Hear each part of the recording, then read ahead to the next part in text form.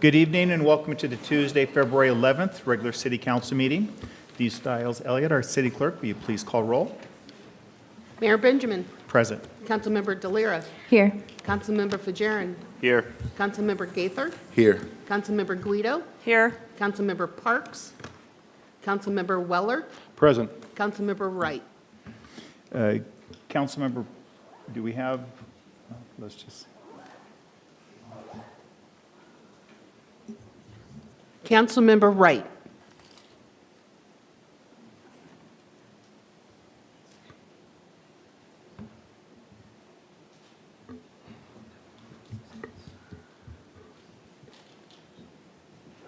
there we go. So yes, she's there. Okay. Councilmember Parks is not able to attend and asked to be excused. I'd entertain a motion. Second. All those in favor signify by saying aye. Aye. Any opposed? So with that, on to the mayor's community announcements. First of all, the FEMA flood risk open house that was scheduled for Thursday, February 13th has been postponed due to federal DHS travel freezes. The revised flood map is still available online for public review at bit.ly/Whitman County Map Update. President's Day is coming up. Pullman City Hall, Administrative Offices, Rec Center, and Neal Public Library will be closed for President's Day on Monday, February 17th. Emergency services will remain available. We do have a City Council Town Hall coming up. Bring your questions, comments, and concerns to the City Council Town Hall on Tuesday, February 25th from 6 to 8 p.m. at the Pullman Senior Center. The mayor, city council members, and some city departments will be available to answer your questions. For Pullman Parks and Recreation, they're holding a T-shirt design contest for this summer's Adventure Camp shirts that's open to designers of all ages. If you're interested, visit Pullman Recreation Center front office for details. Entries are due by February 28th. Pullman Parks and Recreation is also very excited to start planning for the 2025 Concert in the Park series. Do you want to be one of the artists in the lineup? If so this is a call for bands. You can submit your application by February 21st at pullman-wa.gov/bands. For the library, we have unfinished business, Black education activism after desegregation. So visit the Neal Public Library on Thursday, February 13th at 6 p.m. to learn about the challenges Black students face in unitary school post-segregation, as well as how Black students, parents, and community leaders organized and crafted spaces where Black pride and history can be recognized and celebrated. Also at the library, VITA's IRS-certified volunteers will be offering free tax help with federal tax returns on Saturday, February 15th and Saturday, February 22nd from 12 to 4 p.m. at the library. To see more listings of other community events, visit the city's tourism page at visit-pullman.com/events. The last part within announcements that I'm excited about is we have swearing in for a new fire chief. Remember, at our last council meeting, we had be able to recognize our previous fire chief as he retired. And so I'm going to be excited to be able to call Brett Nash up to receive his oath of office. He comes to us from Henderson, Nevada, with over 25 years of experience in fire services, including experience in firefighting as paramedics. And with that, if we'll come up to the podium, Brett, and then if I can also invite your wife,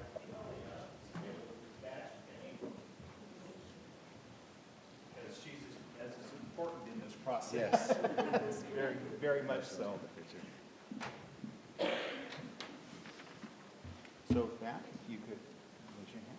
So if the oath of office, I state your name. Brett Nash, As the fire chief of Pullman Fire Department. do solemnly swear. Oh. Whoops, I'm sorry. So if you, as a fire department, I'll repeat it, okay? Repeat it.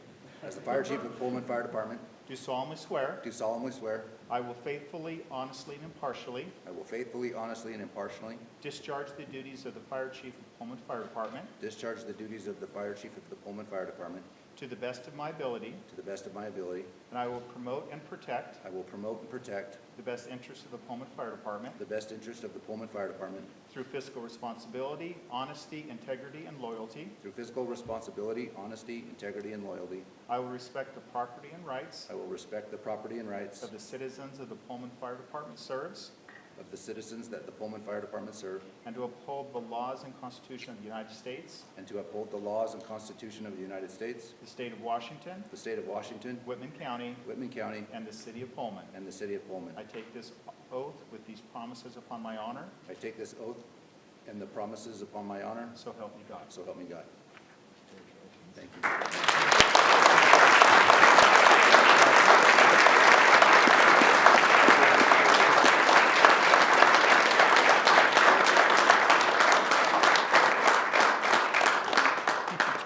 And with that, Brett, would you like to? Awesome, say- absolutely. Please.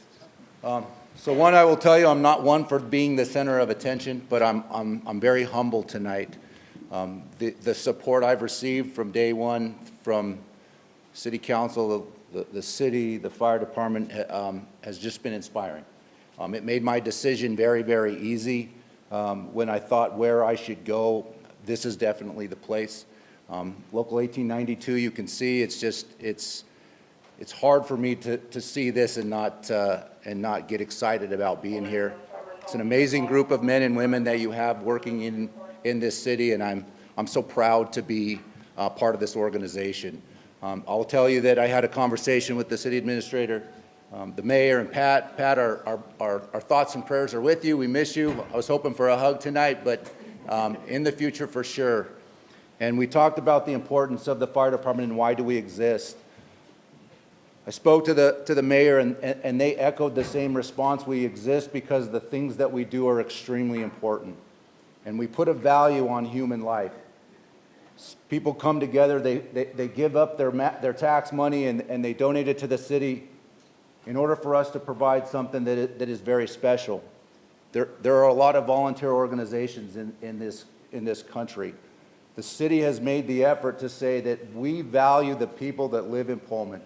The citizens, the students, the fire department, and we're going to put our money where our mouth is, and we're going to provide outstanding service to these people. And we have an organization that's an outstanding organization that if you call, it doesn't matter when it is or what day it is or what holiday it is, we will be there for you.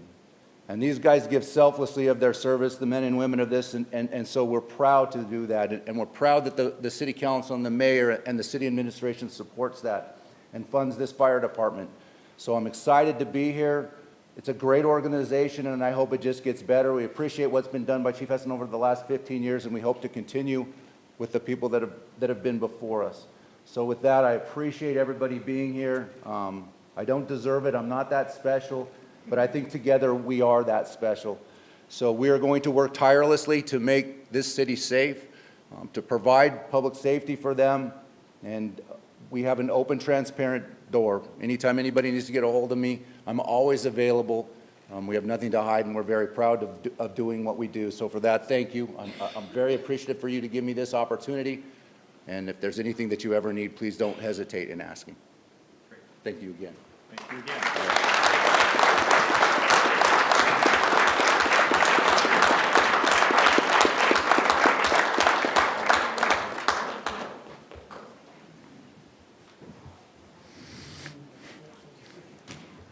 And it's great to see all the turnout from our fire department in this, and at this time, be released to be able to go on your way as opposed to staying for the whole meeting. You don't have to stay for the whole thing, so.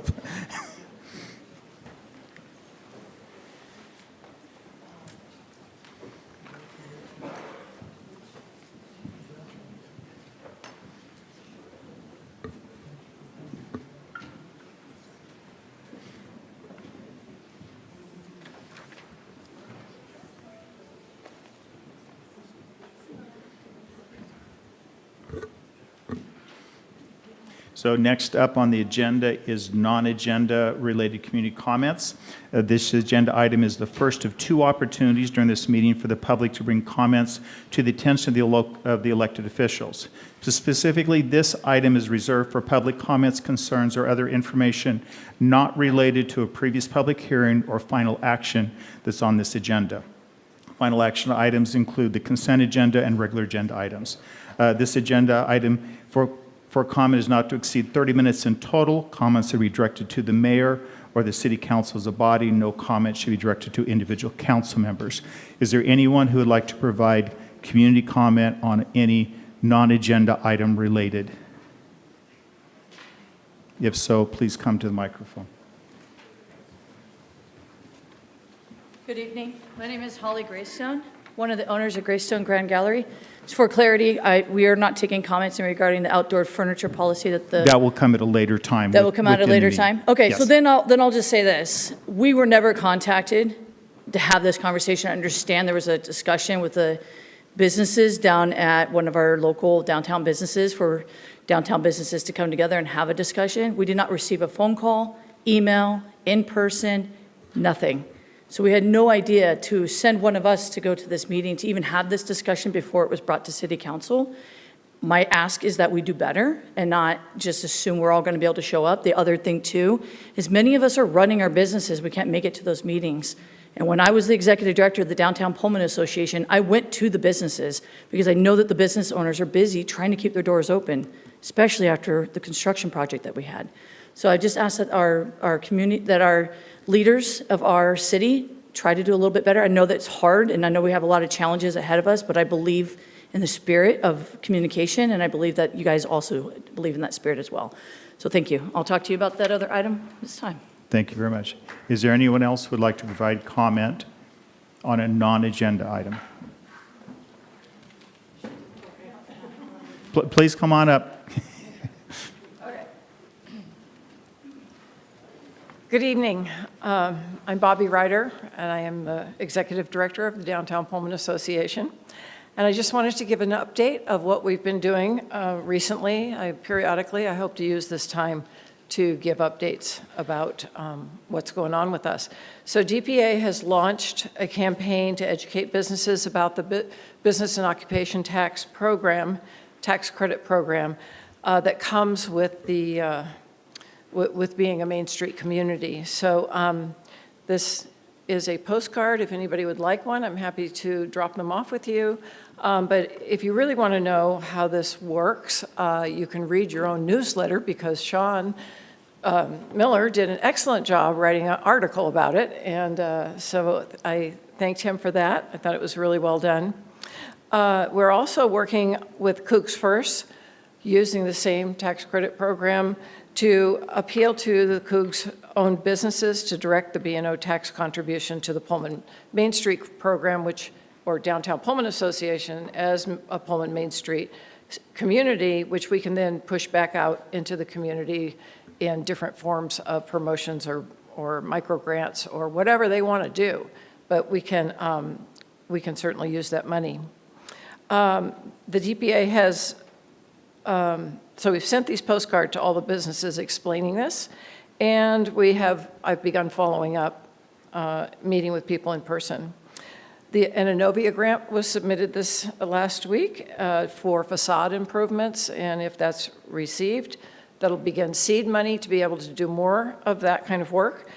Pullman Civic Trust has partnered with us and has mailed out fundraising letters to all of their members requesting donations for what we're calling the Beautiful Building Campaign to support the Innovia grant project and begin to do whatever we can to upgrade and improve our storefronts so that they match our beautiful sidewalks.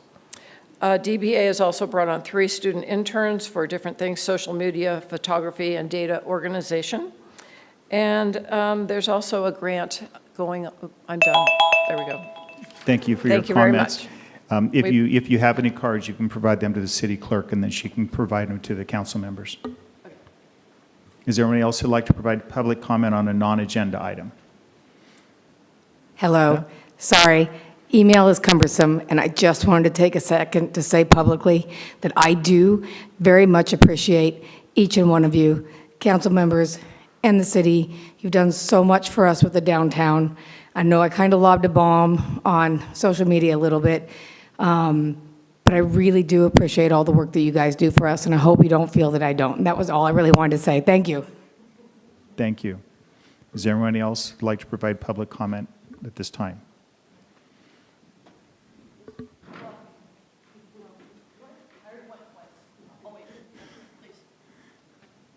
Hi, good evening. I came to the last city council meeting. My name's Jane Noppy, and I'm the head of school MSOP here in Pullman. I wanted to come and give an update of the situation that we are in. With the cold weather, the way it has been, we had to close school this past Monday, which means families didn't have care for that day. And today and tomorrow, we will be running at a minimal state, only allowing 20 children, which means keeping one classroom warm enough to have children in. We did attend a meeting with Gladish. We are located inside Gladish, and we did attend a meeting last week.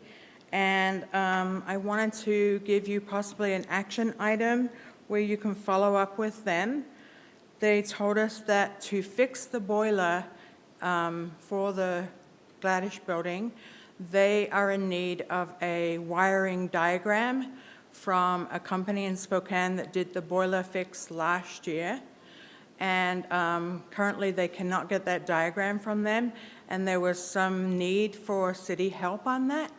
So if there was a possible way that you could reach out to them and offer help, that would be greatly appreciated, I'm sure by them, but also by MSOP.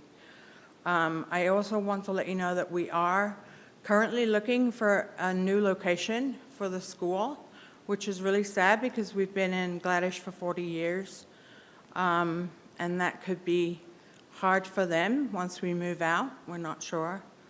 And we are looking in Pullman and in Moscow. And today I reached out to the Pullman School District to see if there was a location for us to move into for Thursday and Friday of this school week. Okay. Thank Thank you. you for your comments. Is there anyone else to provide public comments on a non-agenda item? Just want to make sure. Hi again. You've already provided public comments once tonight. Once tonight. So So- that's it? I could come back. So- It's all right. I'll see you next time. You're under the next agenda item, but you can't do twice on the same. So seeing no other public comments, we'll move on to city council member comments. And with that, Councilmember Fajarin. No comment. Councilmember Guido. Councilmember Weller. No comment. Councilmember Delira. No comment. Councilmember Gaither. No comment. Councilmember Wright. No comment. Next on to councilmember future regular agenda requests. Is there any council members that would like to ask to do a future agenda item request? Councilmember Weller. Thank you, Mr. Mayor. I feel it's important for us to discuss or have a report on current federal decisions being made by the new administration. Not political, but how it is or will be impacting the city and community. We do have several committees, environmental resilience, DEIB. We also receive federal funding. And I know we have several, well, many federal employees in the city. Some of the new appointments for research and so on are currently on held or canceled. In addition, I sit on the Institutional Biosafety Committee up at WSU. I know a lot of questions are currently revolving around NIH grants.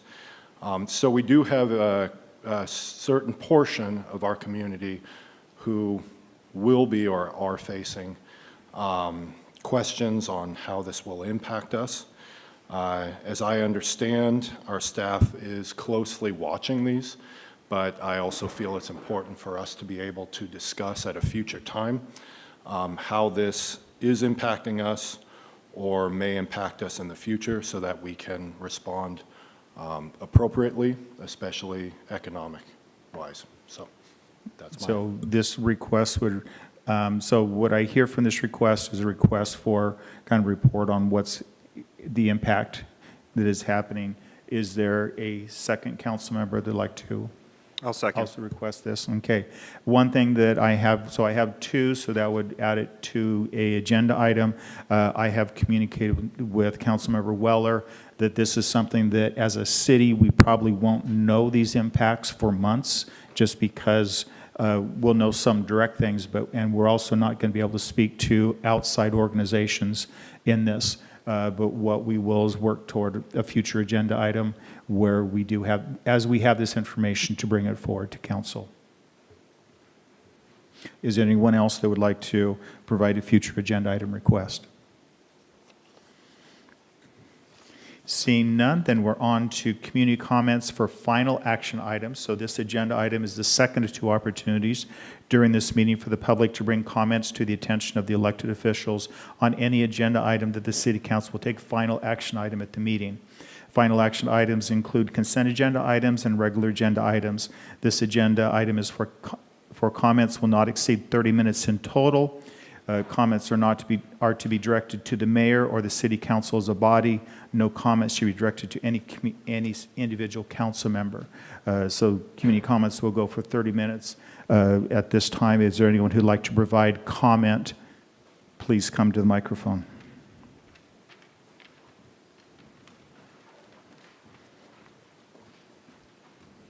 Please go ahead. Hello. My name is Holly Greystone, a business owner of Greystone Grand Gallery, 245 South Grand Avenue. I'm speaking on behalf of all businesses that have or want to have furniture outside of their property. So here we go. I'm here to express my concern and frustration over the recent policy changes, or those that are being brought today, that involve drastically increasing the costs, a burden to downtown businesses who wish to utilize outdoor seating. Specifically, the City of Pullman is looking to raise leasing fees for these spaces, in addition to that requiring businesses to double their liability insurance to $2 million. These changes are not only financially a burden, but also a fundamental counterproductive to the stated goals of the revitalization project supporting our downtown businesses and community. As you're aware, businesses like mine carry significant liability. In my particular case, we carry a $1 million general liability coverage and another for our art. This is costing us over $1,000 a month, as is. This will be doubling our coverage if we were to follow the required policy change being presented. This represents an excessive financial strain, and I and many other small businesses simply cannot afford. Furthermore, it is unclear why these increased requirements are being imposed, as the Washington City's Insurance Authority, or WCIA, of which Pullman is a member, in a self-insured pool that's supposed to help cities manage risk efficiently. As a participating city, Pullman should have a say in shaping the insurance policies rather than unilaterally imposing prohibitive requirements on businesses. Given the current strain on the insurance industry and it is reasonable to review the risk management measures, but this doubling of insurance requirements seems a bit excessive and unnecessary. I've always supported the efforts of... Damn, Thank that 2 you for minutes your go by comments. fast. Next person. And provide that to Dee. Yes, thank you.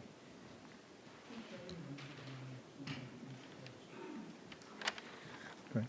My name's Molly Golden, and I own the Lumberyard, and I am making a statement from Judy Cole, who is a downtown property and business owner who cannot be here tonight. She says, I am very opposed to this proposal because it is a barrier for many businesses and will hurt their ability to activate their sidewalks. We hear of legal concerns that if the lease rates appear to be too low, it could be construed as a gift of public funds. Also, that there are concerns that low fees won't pass the state audit. As a former Deloitte & Touche audit manager, I was trained to apply a reasonableness test when assuring value. Comparing like cities to ours will likely be seen as reasonable. In November, city staff used Spokane's lease rates as a comparison, a city 10 times our size. They also noted that the city's insurance companies set the requirements for liability coverage. Yep, most insurance companies seek to distribute risk as a means of lowering their exposure. The city's insurance provider is the supplier with a vested interest in making the required coverage high. We have compiled a list of other similar cities cities, including a free open-air pilot program that's happening in Puyallup right now. The businesses have been through a lot. They have closed their doors. Most have closed their doors. We have currently 30 vacancies in our downtown. How does that help WSU attract students or SEL attract talent to come here? The city should be doing as much as possible to help activate the downtown, not to put barriers and obstacles. You are all you all serve here on council to represent the best interests of our community. Letting our downtown turn into a ghost town doesn't serve anyone. I ask council to show us how you care about downtown and the local small businesses by rejecting the proposal. Thank you for your time. Next, please. Hello, Mayor and Council. Thank you for allowing us time tonight. My name's Chelsea Whitney, and I'm speaking today as a lifetime resident and business owner regarding the proposed increase in insurance requirements for businesses leasing sidewalk space for cafe seating. This change would raise the required coverage from $1 million to $2 million, and I see that's a recommendation, not yet a requirement. Over the summer and fall, significant investments were made to improve Pullman's downtown, making it safer, more walkable, and more inviting for residents and visitors alike. It would be a shame if this progress were undermined by an unnecessary policy change that discourages businesses from offering outdoor seating. These spaces contribute to the charm and liveliness of our downtown, bringing people together and supporting our local economy. Though not the fault of the question at hand, we have several large businesses leave Pullman in the last year. I strongly believe with our beautiful new downtown and thoughtfully invested in by the city, the council should do as much as possible to encourage new business owners to consider Pullman and specifically our downtown as a welcoming place to do business. I urge the council to carefully consider this proposal.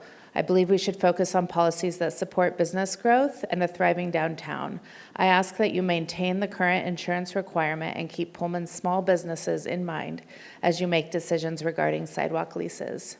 I would also like to say thank you to the mayor and Eric for taking the time to offer meetings and respond to my emails I sent this week regarding this. And also Mike, who took some time to make a phone call and help explain the proposed policies to me. Thank you. Thank you very much. Next person. Good evening, Major Benjamin and council members. My name is Kevin Owens, and I've lived in Pullman for over 11 years. I appreciate the work done to update the right-of-way use code, but I have concern about the immediate financial impact this will have on downtown businesses. While I support the need for updated fees, I believe implementing them all at once could place an undue burden on small businesses that rely on the public right-of-way for sidewalk cafes, outdoor sales, and other activities. To ease this transition, I urge the council to consider a phased fee approach over the next 4 to 5 years. Instead of hitting businesses with the full costs immediately, we could start with a lower rate and gradually increase it each year. This would allow businesses the time to adjust while still achieving the city's goal of cost recovery. Other cities in Washington have implemented gradual fee increases to lessen the burden on businesses.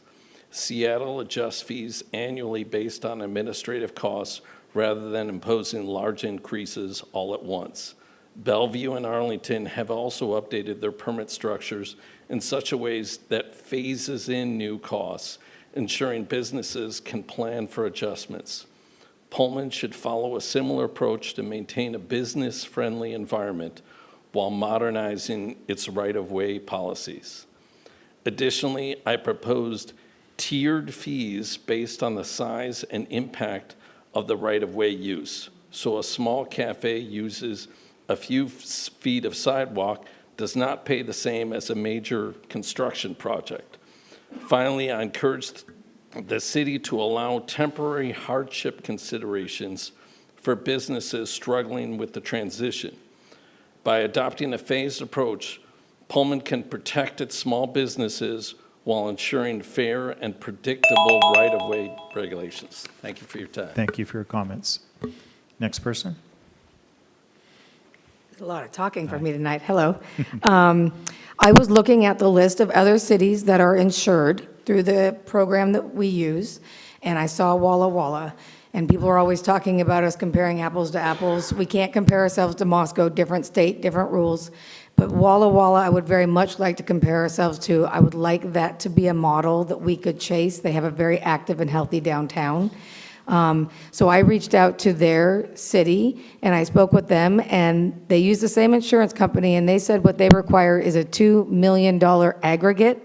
So my $1 million in building fees, or building insurance, and $1 million in general liability insurance equals the $2 million that they require. Therefore, I would meet the $2 million insurance. That's something I know that other people probably have, and that hopefully would mean that we could meet the requirement and not make any hardship to ourselves. That was what I was going to say. Thank you very much.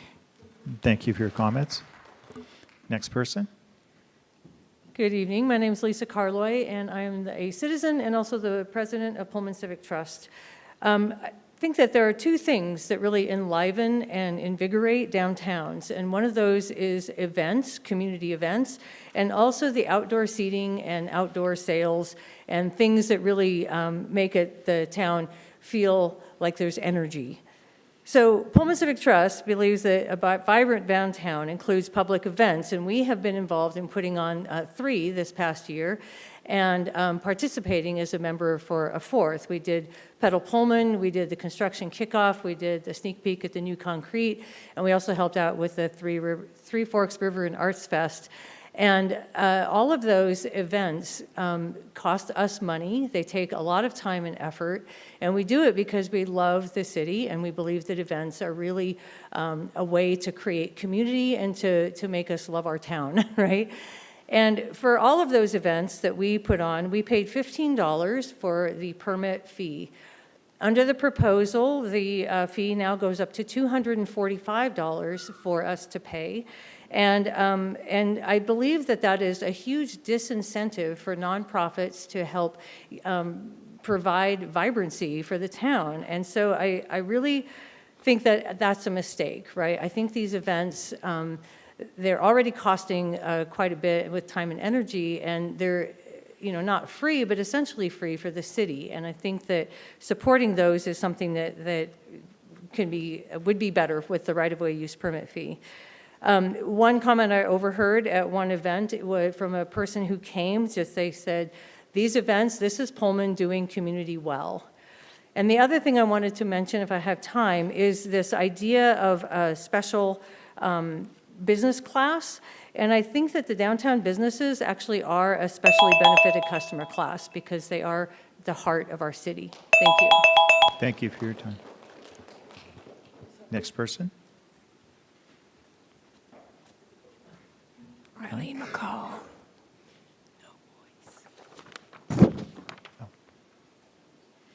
Could you hold the timer, please? We'll restart it. Thank you. Go ahead. Are you able to talk? Oh.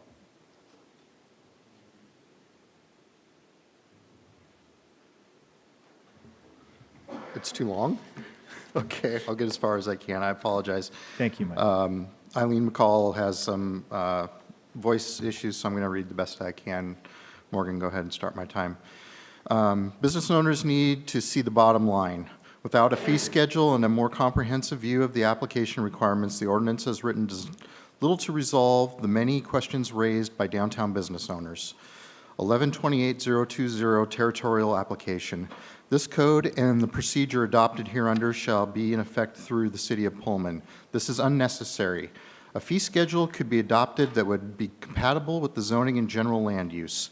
A fee schedule in different price points could encourage economic enterprise in underutilized areas. The same And fair for all argument does not hold water. Building permit fees vary depending on project. Vehicle licenses vary greatly depending on the type of motor vehicle.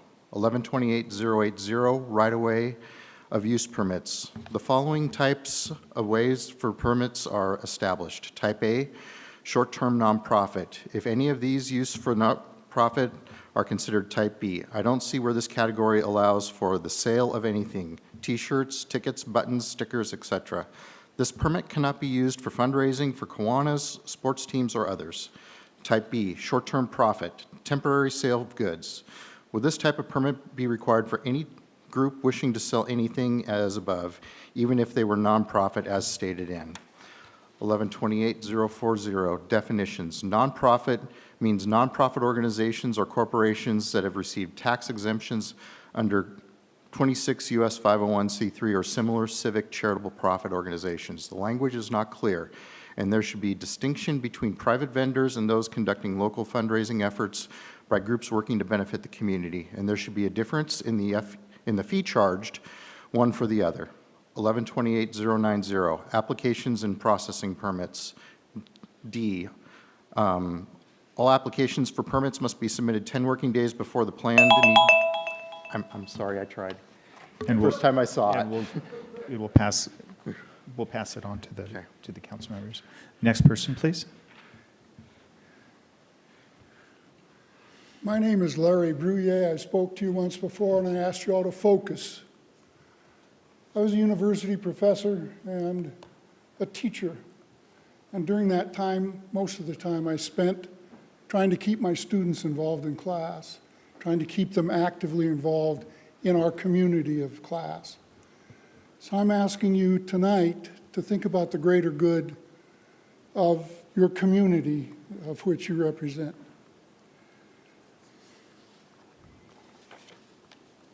I go downtown about 3 times in the last time since we started this downtown project. 3 times. I spent $25 on an average. That's $75 investing in downtown businesses. Generally, I go downtown between 10 and 11 times during that same period, only we weren't doing the streets. I spent about the same amount of money. That's $250 versus $75. That's a lot of money out of the businesses if I'm representative of anybody here in our community. So please think about the greater good, because when I go downtown, I don't want to have to go to Moscow, which I did today. And I spent my $50 today in Moscow, but that, of course, was Pullman building supply. But that's happening downtown, too. I'm afraid we're losing our businesses. I'm afraid it's going to get worse. And I hope we can put a stop to it before it happens. And maybe, and I don't know what the numbers are, resolution number R0625, whatever it is, maybe we should do as was suggested earlier. Maybe we should phase it or something. Please, take care to keep our people here. Thank you for your comments. Next one, please. Hello, and thank you for having me. I apologize for my voice. My name is Jill Bielenberg, and I am the owner of Birch & Barley here in Pullman. And I just want to speak directly to the fact that in the service industry and with restaurants and in towns our size, that they say to be a successful restaurant, you need to make sure that for every person that is in the community, that every 7th time they go out, that it's your restaurant that they go to. That is also the only way that if that's on everyone's mind is to be able to have 7 exciting restaurants and spaces to go to for your restaurant to be successful regardless of that. So we all know what magic downtown brings to the community and as residents and what we need. And so anything that can happen here to ease the financial burden on these restaurants that are putting in grit and trying to fight so that not only they can succeed, but that my business can succeed, and also Pullman will continue to be a remarkable place for people to live and to visit is appreciated. Thank you. Thank you. Is there anyone else who would like to provide public comment?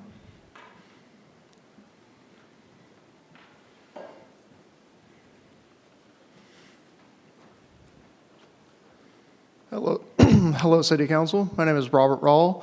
Most of you know me in some fashion or another, and I've been here for 7-8 years now. I've seen a lot of what downtown has to offer. I've seen a lot of what Moscow's downtown has to offer. I mean, in a given weekend, I probably spend a couple $100 in one or the other every weekend, just about, because they each offer something. But I have seen a really big decline in the amount of businesses that are in the downtown over that same span of time. I'm not seeing that we're trying to grow it. Then the renovation of the downtown, that was critical, and it made a huge difference, but we have to keep it going. If we make it more expensive, if we make inhibitors to businesses being able to be successful and provide us what we really want, which is a vibrant downtown, very similar to what Moscow has, very similar to what, you can go to Spokane's downtown, to some of their core parts of that. It's very nice. I'd like to see that here. I'd like to see us really expand our downtown and revitalize it. So please, try and do that. Thank you. Thank you. Is there anyone else who'd like to provide public comment? Seeing none, I'll close public comment at this time. Next up is presentations. First presentation is 2024 wastewater treatment plant biosolids hauling update. With that, Sean Wells, our Public Works Director. Hello, good morning, good evening. Whatever time it is right now, I thought the other one was going to be there, so we will get this up.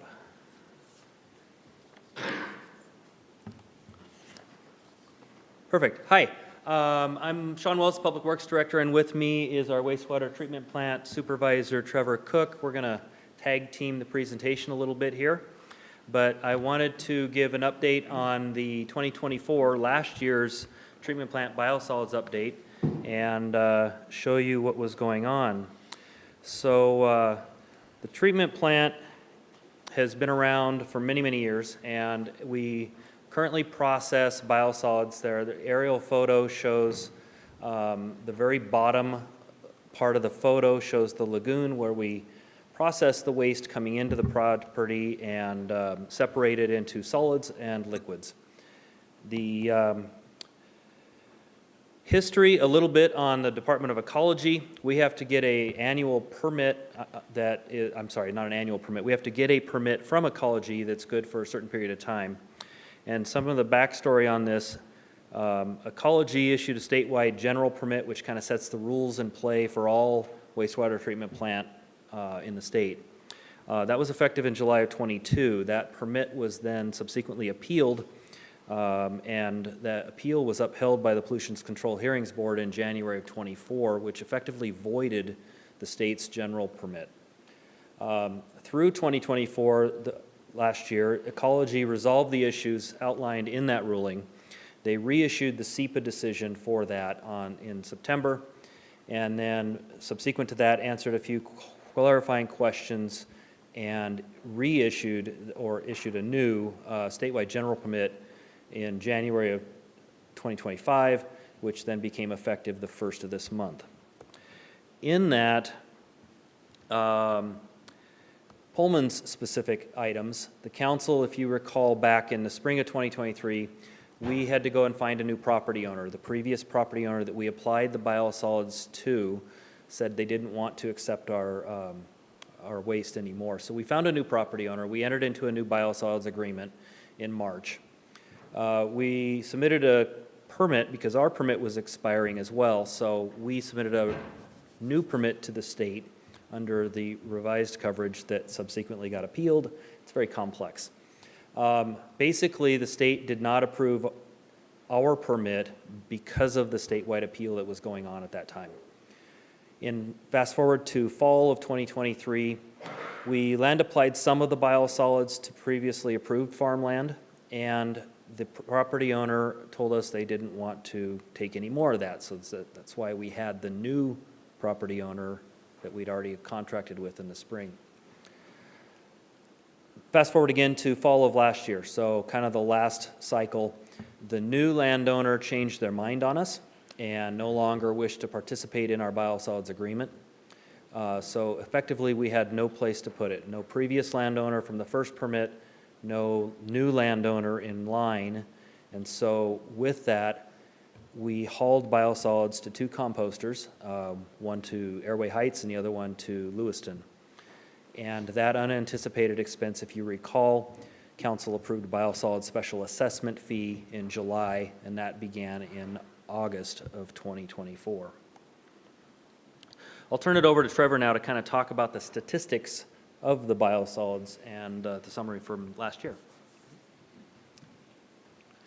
So last year in 2024, the wastewater treatment plant produced 467 dry tons of biosolids, and that was produced from 7.7 million gallons of digested sludge throughout the year. One of the things we had to do to be able to haul the sludge to composters was build a temporary ramp that we could use to load the trucks easily and get them out cleanly without spilling sludge everywhere. So we had the M&O department come over and build us a temporary loading dock.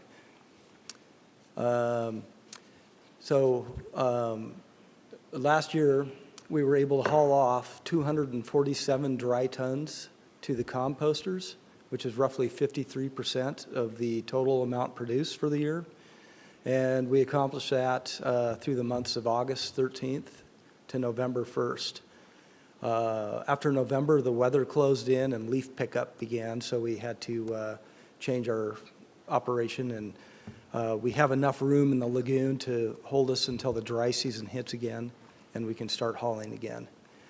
And 118 of the dry tons went to Lewiston, and 129 of the dry tons went to Airway Heights. And that's about 158 truckloads of sludge that were hauled off in that time.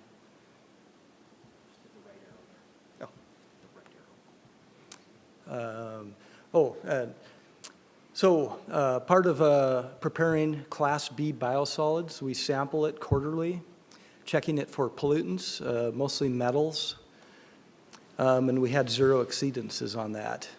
We also do an annual analysis for pathogens and nutrients, and we met all the Class B requirements for that. And all those analyses are turned over to the composters to make sure it meets their requirements for producing compost. We also met the time and temperature in the digesters. We actually exceeded the requirements for pathogen reduction. I think the requirement's around 11 days, and we have an average of 36 days of detention at 100 degrees Fahrenheit to reduce the solids. And we actually met the required volatile solids reduction to reduce vector attraction. And the minimum volatile solids reduction is 38%, and we were at 57% solids reduction to reduce flies and stuff from trying to get onto the biosolids. Okay. So our plan moving forward, we actually had the biosolids surcharge that we've put in place needs to remain for now. We still will have unanticipated expenses in hauling compost or hauling material to compost for the 2025 season. We still have to submit an application for coverage under Ecology statewide general biosolids permit. We actually had a meeting earlier today with Ecology, and we're working and planning the process on how to apply for that. There's 2 classifications that we can apply for. Basically, the basic application is that we can still haul to the composters, but we don't have any land application sites identified yet. We can add those at a future time when we identify future landowners that want to participate. So we're working with our consultant and Ecology to make that happen. The plan will have that contingency, like I mentioned. We're still looking for active sites, and that was almost ready for the mayor's signature. So with that, see if I do this right, it should work. This was a video that was taken by SEL a few years ago with their drone.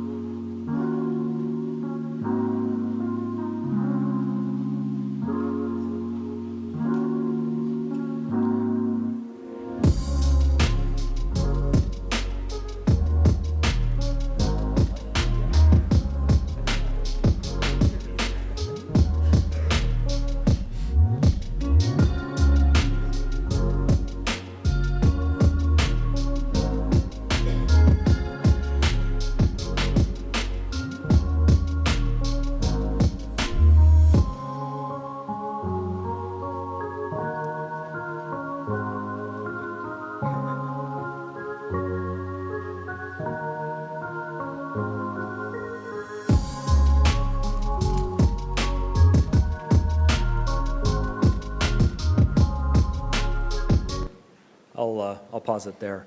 I think you get the hint. It's a great place. Come on out and visit. Trevor is giving tours at any time. Just give him a call. He'll gladly take you through the plant, and if you fall in, just keep your mouth closed. With that, are there any questions from council that either Trevor or I can answer? I was going to say with that video, I mean, we do have a gallery that might want to put some of those up as an artistic piece, but with that, Councilmember Weller. Just a comment. Oh, sorry. Never mind. You can play that again on loop. I was going to say I've never been so interested in a video of biosolids in my entire life. And it looks like you could even sell property right up there. And so, no, I think you've done an amazing job. I know it's been very challenging. And a lot of SH, going on, but, I just wanted to say that I really appreciate all of you working through and getting to this point. So, good job. Thank you. Councilmember Delera. Yeah, thank you for your presentation. I have one question. So if I understood this correctly, we have a permit application that's on its way for approval. Does that mean that is that a sign that we can eventually stop hauling waste to Erie Heights and Lewiston? And could that also mean potentially that we could remove the biosolids fee? I don't know if that question is a little long, sorry. No, that's okay. The intent is that we ultimately would have the ability to remove the biosolids special assessment fee at some point in time when we start land applying again. Because of the additional expense of hauling that material to those two locations, that's why we had to implement the fee.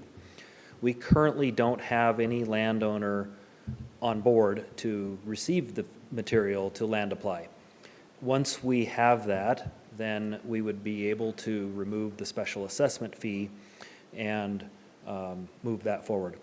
Our current permit application is still being written, basically. We're still producing that with our consultant. Once we get that ready in the next week or so, we will be able to apply to ecology for what's called basic coverage, which basically means we can haul it to the composters. Once we obtain a future land site or sites, then we can append that permit application, add those in there, and that would be the time when we could remove, in theory, the special assessment fee. Does that answer your questions? Thank you. Any other questions? Seeing none, thank you very much. Thank you, Council. So the next item is a presentation is one on city communication methods, and with that, I'm going to move to the podium.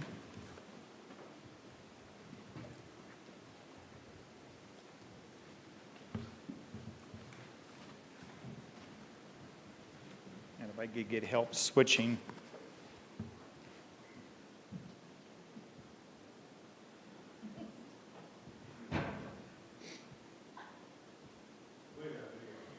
There.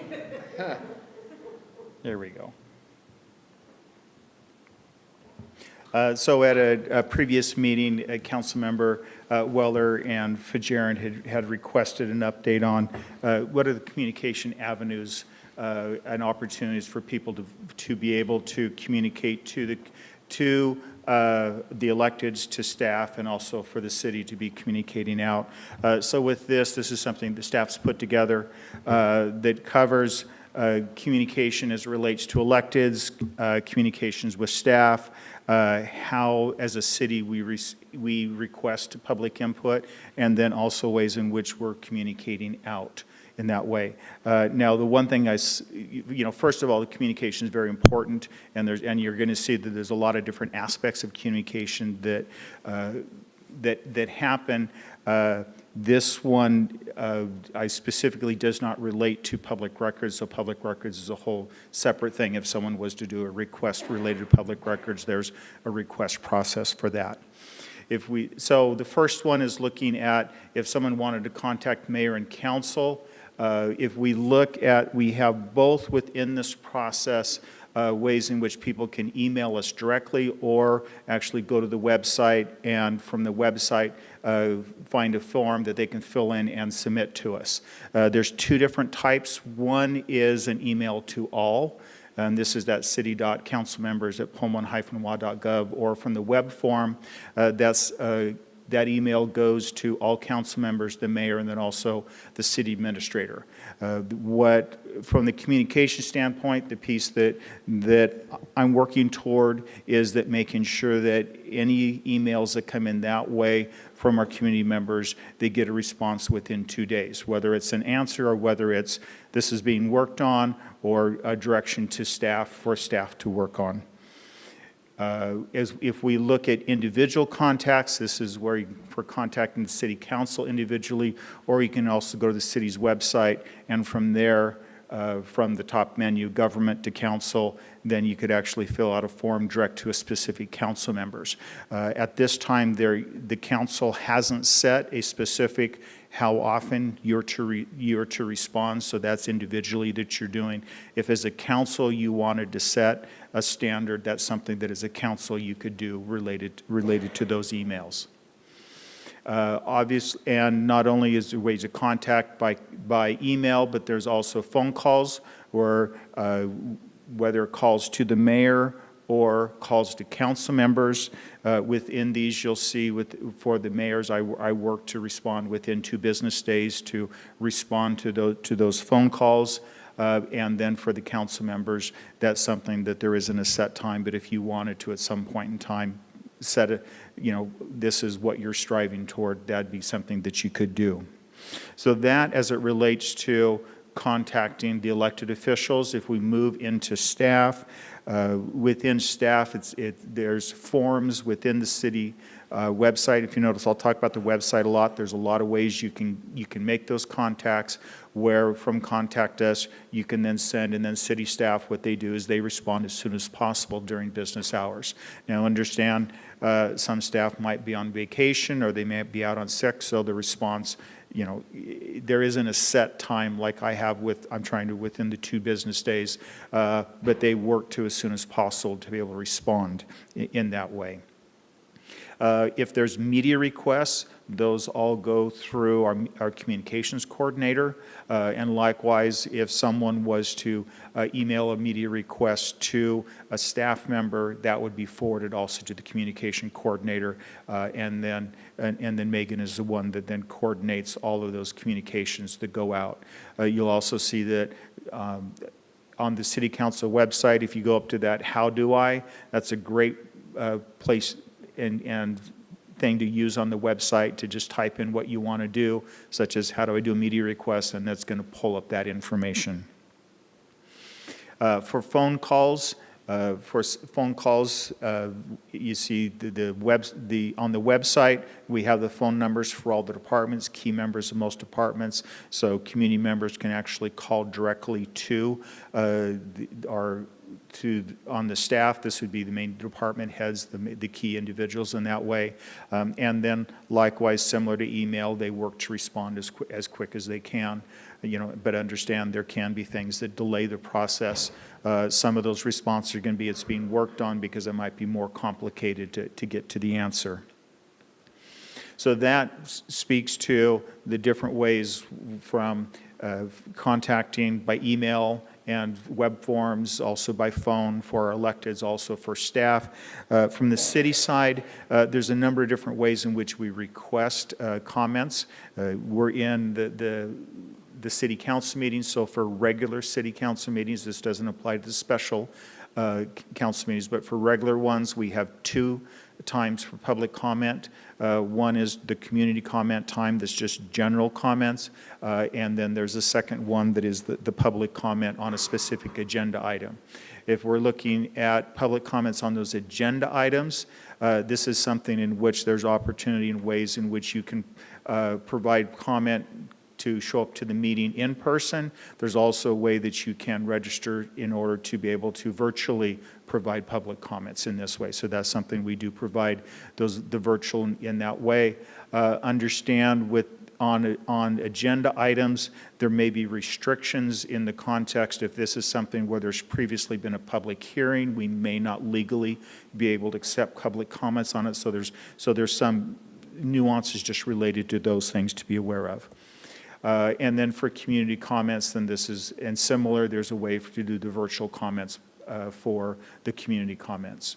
As we look, and then also within City Council, you can have public hearings. You'll notice this is where we post those public hearings for people to be able to get access to, understanding what's coming up on council, the public hearings that are happening, for public notices and announcements.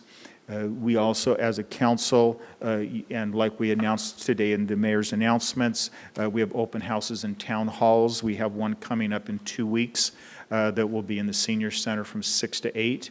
And then one of the things that we've done that during election years, that fall open house will actually be city staff rather than council members that are covering that, just because if you're in the midst of an election, it can seem it could seem awkward to have someone running against you where you have that platform and they don't have the platform.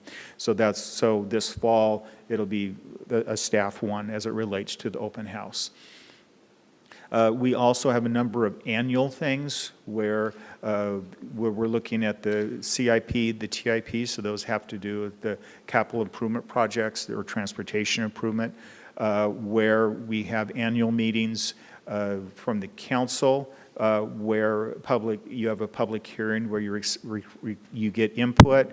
There also the committee and the public hearings also from the committee has in the wintertime has a similar type of thing.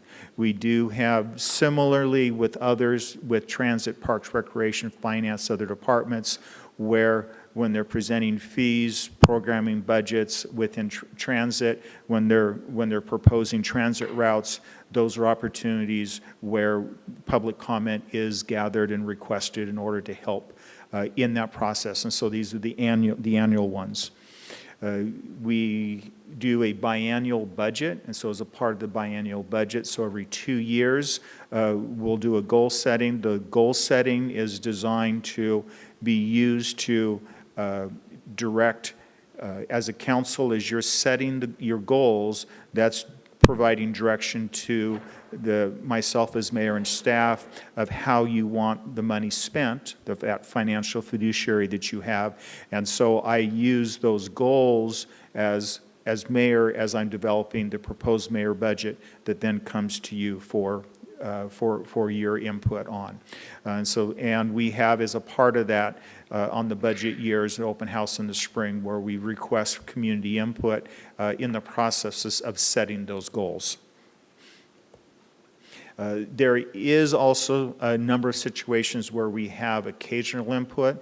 One example is right now within Parks and Rec and the PROS plan, where we're asking for input from the public for setting the vision, the direction for what do we want our green spaces, our parks, paths, and trails to look like within the future. And so that's an example of where we're actively reaching out to the community in order to get those.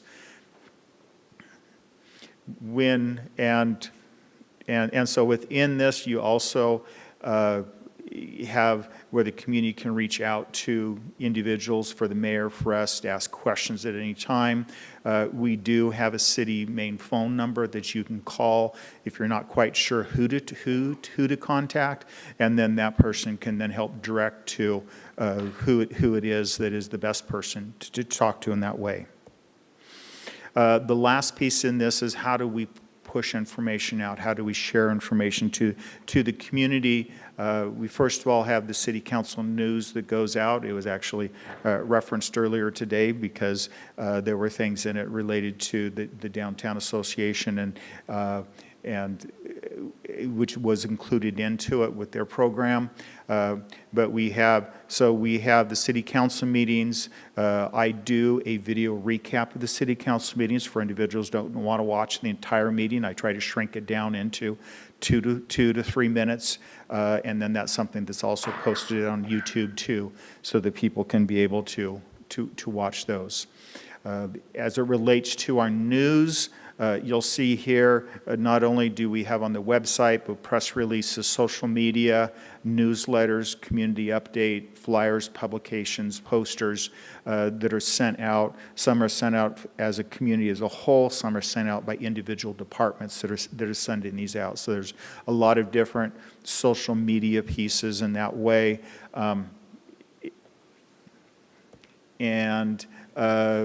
The last thing, just on some of the exceptions that happen, one is the legal or quasi-judicial that I've talked about. We also had this last year when we were doing the downtown project where what we had going on is we had so many community members that were asking different questions of different staff members that the staff members were having a hard time getting all their work done. And so we funneled for me to be the spokesman for anybody that had any questions. Then I took on that role. That's not a usual role. And that was really a one point in time just with the downtown project. I'm not expecting to be able to take on that role ever again. And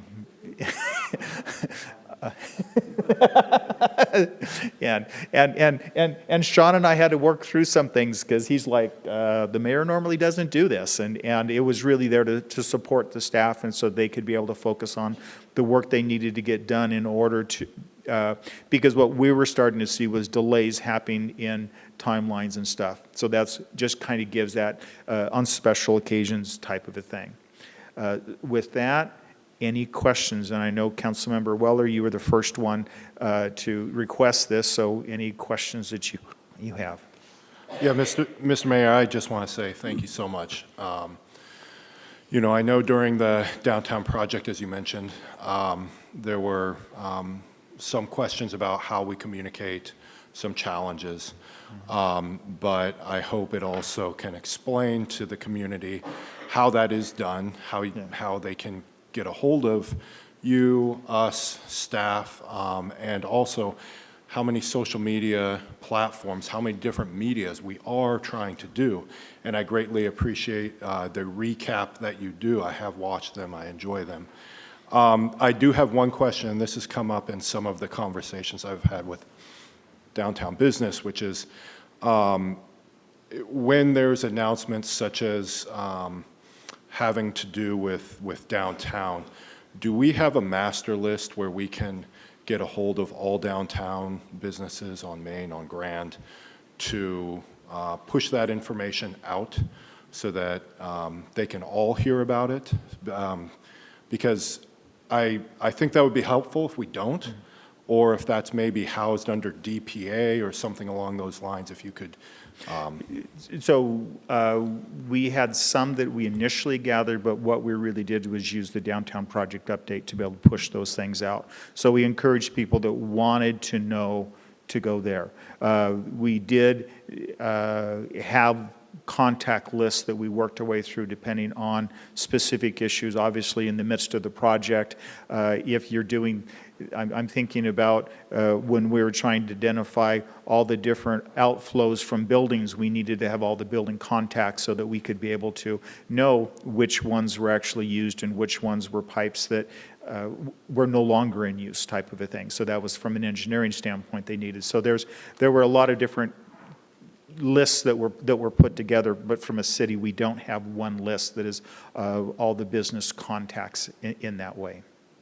Is there, and just on a follow-up, and I'll let somebody else talk, is there a way in the future we can create that master list? Because I know some of the challenges that we're facing now has come from maybe not a lack of outreach by social media and so on, but some people either don't have the time, aren't on social media, a master list where we can contact, similar to, I know businesses have to sign up or should be signing up with the Pullman police as far as that sort of thing. Is that possible for us to be able to do? Well, for us to manage that is going to be the biggest challenge, is how do we know when a business changes? How do we know that this email is current? And that's the reason why we have instead sign up for the emails, you know, or the city emails that go out that we'll send so that if someone wants it, it's signing up that way. One of the things that from a communication piece that we're working toward, and we're not there yet, but, you know, we'd like to be able to have one page where you go to and then you can check which, you know, I want the planning newsletter, I want the library, I want, you know, as opposed to going to each individual department and signing up for it. So we want to work toward that. We're not there yet. Okay, perhaps a DPA project sometime in the future. Yeah, because, well, DPA should, I mean, if they're representing all the different building and business owners, they should be working with that list. Councilmember Fajarin, just because you seconded it, so I wanted you to have, if you had any questions. If not, then Councilmember Guido. Yeah, I just wanted to compliment the upgrades that were made to the website. It's looking really good. I know we got a lot of feedback not too long ago that it was cumbersome and hard to navigate, and I know a lot of effort went into making it much more user-friendly, and it is. So just wanted to let staff know. Thank you. Any other questions? Okay, let me transition back.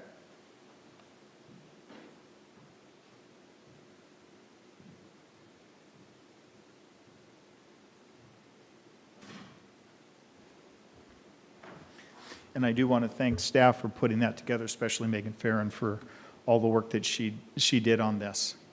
I appreciate having her. So the next item is the consent agenda. These items are considered routine in nature and being acted by a single motion of City Council without separate discussion. I'd entertain a motion to read the consent agenda by title only. So moved. With that, all those in favor signify by saying aye. Aye. Any opposed?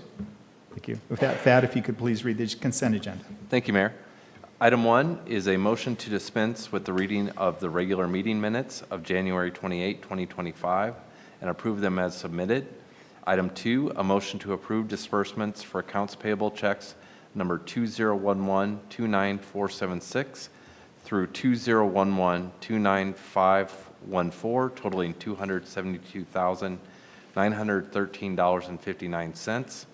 Item 3, a motion to approve disbursements for accounts payable checks number 2011-29515 through 2011-29550, totaling $163,388.51.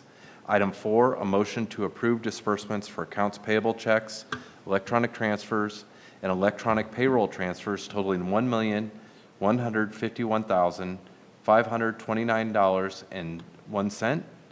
Item 5, a motion to accept the well number 6 pump replacement project, contract number 2023-03 as complete. Item 6, a motion authorizing a contract with Cellbrite through sole source procurement for mobile digital forensic solution for the Pullman Police Department. Item 7, resolution number R-04-25, a resolution accepting an emergency access easement granted by Annex of Pullman LLC, authorizing the execution of said easement and providing for other matters properly related thereto. And finally, item 8, resolution number R-05-25, a resolution accepting a public waterline easement granted by Annex of Pullman LLC, authorizing the execution of said easement and providing for other matters properly related thereto. Do any council members desire to have any items removed from the consent agenda to be discussed separately?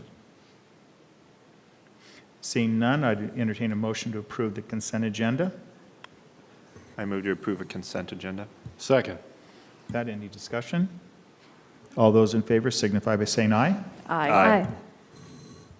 Any opposed? It passes. Next, on to the regular agenda, and up we have Public Works Director Sean Wells with ordinance number 2502. With that, Sean. Good evening again, Mayor and Council, members of the community. I promise I won't have awesome music this time. We're here tonight to discuss two things. The first topic is the proposed ordinance, which would establish a new right-of-way use code. And then following that, if approved, we would move to a discussion on the resolution that would establish the fee structure for that. So Just wanted to give a little background of the work that has been done. Staff met with council 3 different times in the fall of last year. We surveyed Main Street businesses and met with them in October and reviewed how the existing codes applied to all of the city and not just the Main Street corridor. We interviewed staff on how the work was currently done on how to process right-of-way use, and this could be anything from restaurant use, sidewalk cafes, to block parties, to a contractor wanting to store a recycling dumpster out in front of the house because he's doing a kitchen remodel. We also identified the procedural deficiencies with the existing processes. What did the codes do? What did the existing and current land leases all do as well? Nothing really fit nicely. There was a clear and obvious distinction that with respect to sidewalk cafes, none of the city code was actually being used. They were individual land leases with each property owner. We compared our codes with other jurisdictions as well, and we realized that what we were trying to face here was bigger than just the Main Street corridor as well. It was a citywide issue that affected all types of uses within the right-of-way. We found that that code was very vague. There was no appeal process that was established for it, no liability insurance requirements in the existing codes. There was inconsistencies in the violations if you were violating it as well, compared to this code versus other sections of the city code. There was no ability to revoke any permit that was given for any non-compliance. There were no established standards in that code. It didn't say what could be used, what couldn't be used, how, what codes, other things to follow. And there were conflicts with the section of code that talks about moving buildings, which is rarely used in town, and the section that the police department currently takes a lead on determining public meetings on streets. The 1128 was very vague. It talked about any other thing that obstructs, disturbs, or interferes with the free use and safe enjoyment by the public of said street, alley, highway, sidewalk, and public place. It was written with the intent of construction materials stored in the right-of-way, or rocks, or things like that. It really wasn't built for what is being used today, dumpster locations, sidewalk cafes, and things like that.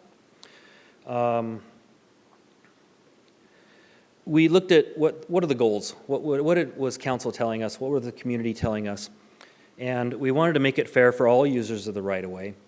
We wanted the ability to scale the permit and the structure within the ordinance to various uses and various timelines. We were trying to provide purpose and intent of that particular ordinance, define the key terminology. That was pretty big on this because the previous or existing ordinance has no definitions of what that terminology means. We wanted to allow staff to administer the various codes and standards in a predictable manner so that any applicant or permit holder could understand what was being asked of them and why. And we wanted to not create a specially benefited customer class based on geographic area. This was something that we heard from council by talking to us about it being a fair and equitable to administer citywide, not just focusing the basis on just Main Street businesses or just Bishop Boulevard businesses or just homeowners or something like that. We also heard loud and clear that we wanted to establish some kind of a mechanism to appeal the decisions that were made on the permits, similar to like a building permit would be. So what we did, we wrote an ordinance that clarifies the administrator of the right-of-way, that is the city engineer, and what that person or that position's duties and powers would be. It creates 3 classifications of permit types and defines the processing and the permit review procedures, so including how to revoke or suspend a permit should the need arise. We establish what the fee types are in the ordinance, not the fee amounts. That would be done through the resolution to follow. But what types of fees are we establishing and what is their purpose? Why are they existing?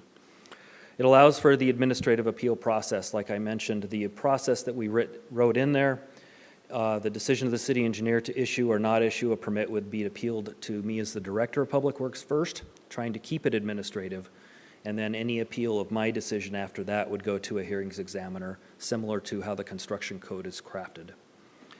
Does not create a specially benefited customer class based on geographic area, but it tries to apply the code fairly and evenly throughout the city limits in Pullman.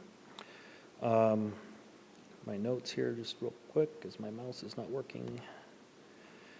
We established the standards, and so we said that if you read through the ordinance, there was a lot of discussion at the very beginning about, in the beginning of last year, regarding what the geometry would look like. Do I get 5 feet? Do I get 10 feet? Is there, how much space for people and walking? And so we had a difficult time trying to write that in as if it were a zoning code.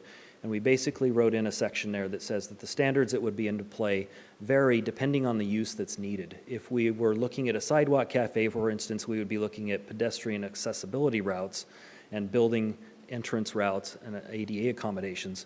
Whereas if we were doing a parade or a car show or a block party, they would have completely different requirements related to that regarding barricades, signage, road closures, and things like that. So we established the standards in a kind of a general statement that says that the city engineer needs to use the standards and the codes that would apply for whatever situation was being asked for. And that could be the manual uniform traffic control devices, the building code, for instance. If a sidewalk cafe needed to put or wanted to put an outdoor heater and they had an awning, that might involve the fire code, things like that. So it really was kind of a case-by-case scenario that we had to apply those for. We wanted to clarify the purpose and intent, and I put this up here very specifically so that the intent of the code is to promote the health, safety, and welfare of the general public. Anybody that's using whatever the right-of-way is being asked for, whether that's somebody walking down the sidewalk, somebody driving down the street, needing to take a detour because we've closed the street for an event, whatever that is. And to not create or otherwise establish or designate any particular class or group of persons who will or should be especially protected or benefited by the terms of this code. The 3 types of permits that we've proposed are nicely named type A, B, and C. And they're based essentially on the time that's necessary to do the event. Whether it's a short type of an event like under 24 hours, like a bike race or a block party, parade, something that would be kind of a one-time deal would fall under a type A. That would also classify for anything that would be the nonprofit or not-for-profit in that timeline as well. Anything more than that would fall either under a type B or a type C. Such as if you wanted a weekend sale, crazy days, things like that might fall under a 72-hour event. A for-profit business trying to promote something there. Temporary sale of goods, temporary street closures if we had an ongoing event of that nature. Anything else that was kind of the catch-all, and it was we categorized that as just type C. As engineers, we like linear types. This would be for anything that was kind of a long-term and permanent. Our sidewalk cafe options would fall under this classification, or anything that was routine in nature, such as a business or a group that wanted to, as an example, have a music festival in a public place every Thursday at 6 p.m. between Memorial Day and Labor Day might be an example. Not to name names or anything, but that could be done so that it's similar in nature. It could be reestablished week after week, and those event times could be construed into one permit rather than requiring, 15 permits at one every week. We're not trying to do that.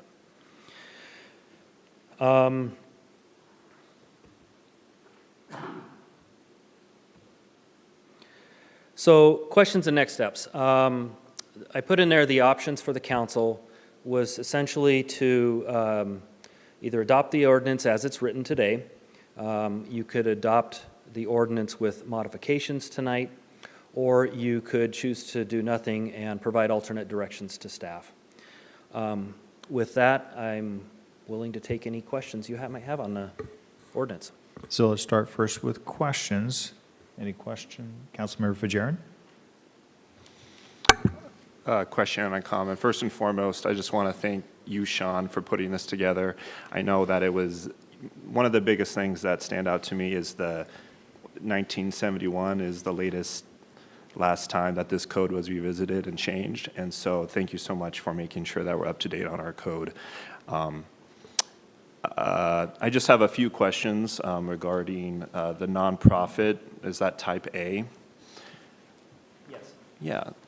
Just as written, does this ordinance prevent local nonprofits from selling goods as part of fundraising efforts? Or do they get to, because I know that part of nonprofits' fundraising efforts is to sell things for their organization. So as this ordinance is written, would that prevent local nonprofits from selling goods? It would not. All right, thank you so much. That's just one question. I'll see if my other council members have Why don't any you others. go ahead and just work, I'll let you start, just work down through yours if you have any others. Okay. Councilmember Gaither. And can I get Councilmember Wright back up on the screen just so I can see if she has, if she's trying to get our attention. Thank you. Okay. Yes. Quick question. What steps will be taken before a permit is revoked or suspended? Will the business receive warnings or corrective notices, et cetera? That's a issue that would happen if there was noncompliance for something. As an example, there might be a need for, the business might have encroached on the area that was authorized, and we would try to correct that with the business or with the permit holder so that they could remedy it. They might have expanded the use. They might have stored material in the right of way, like a contractor where they they undershot what they thought they needed. And so we would work with them to say, hey, we need you to administer the permit properly. And if that didn't go where we needed it to go, then we might look at actually revoking the permit in that case. That'd be more of a non-compliance kind of an thing there. The other way that a permit might be revoked or suspended, quite honestly, rebuilding a street, as an example, where we need to remove the utilities and pavement and sidewalk in order to build a new street. As what we just saw and experienced downtown, where we had to revoke the land leases that were in place in order to make that happen. So that would be an example as well. And as far as the notice goes on that, I don't remember specifically what we wrote in the ordinance, but there would be some time where we would require compliance and notification that they would have to have the materials off of that. Sorry to interrupt. It's a 10-day notice. 10 days. Yep. Thank you. An opportunity to correct. Thank you. Councilmember Weller. Thank you, Mr. Mayor. Sean, I have to commend you, your staff. RJ, I know this has been a huge project, especially given the fact that there's been so many different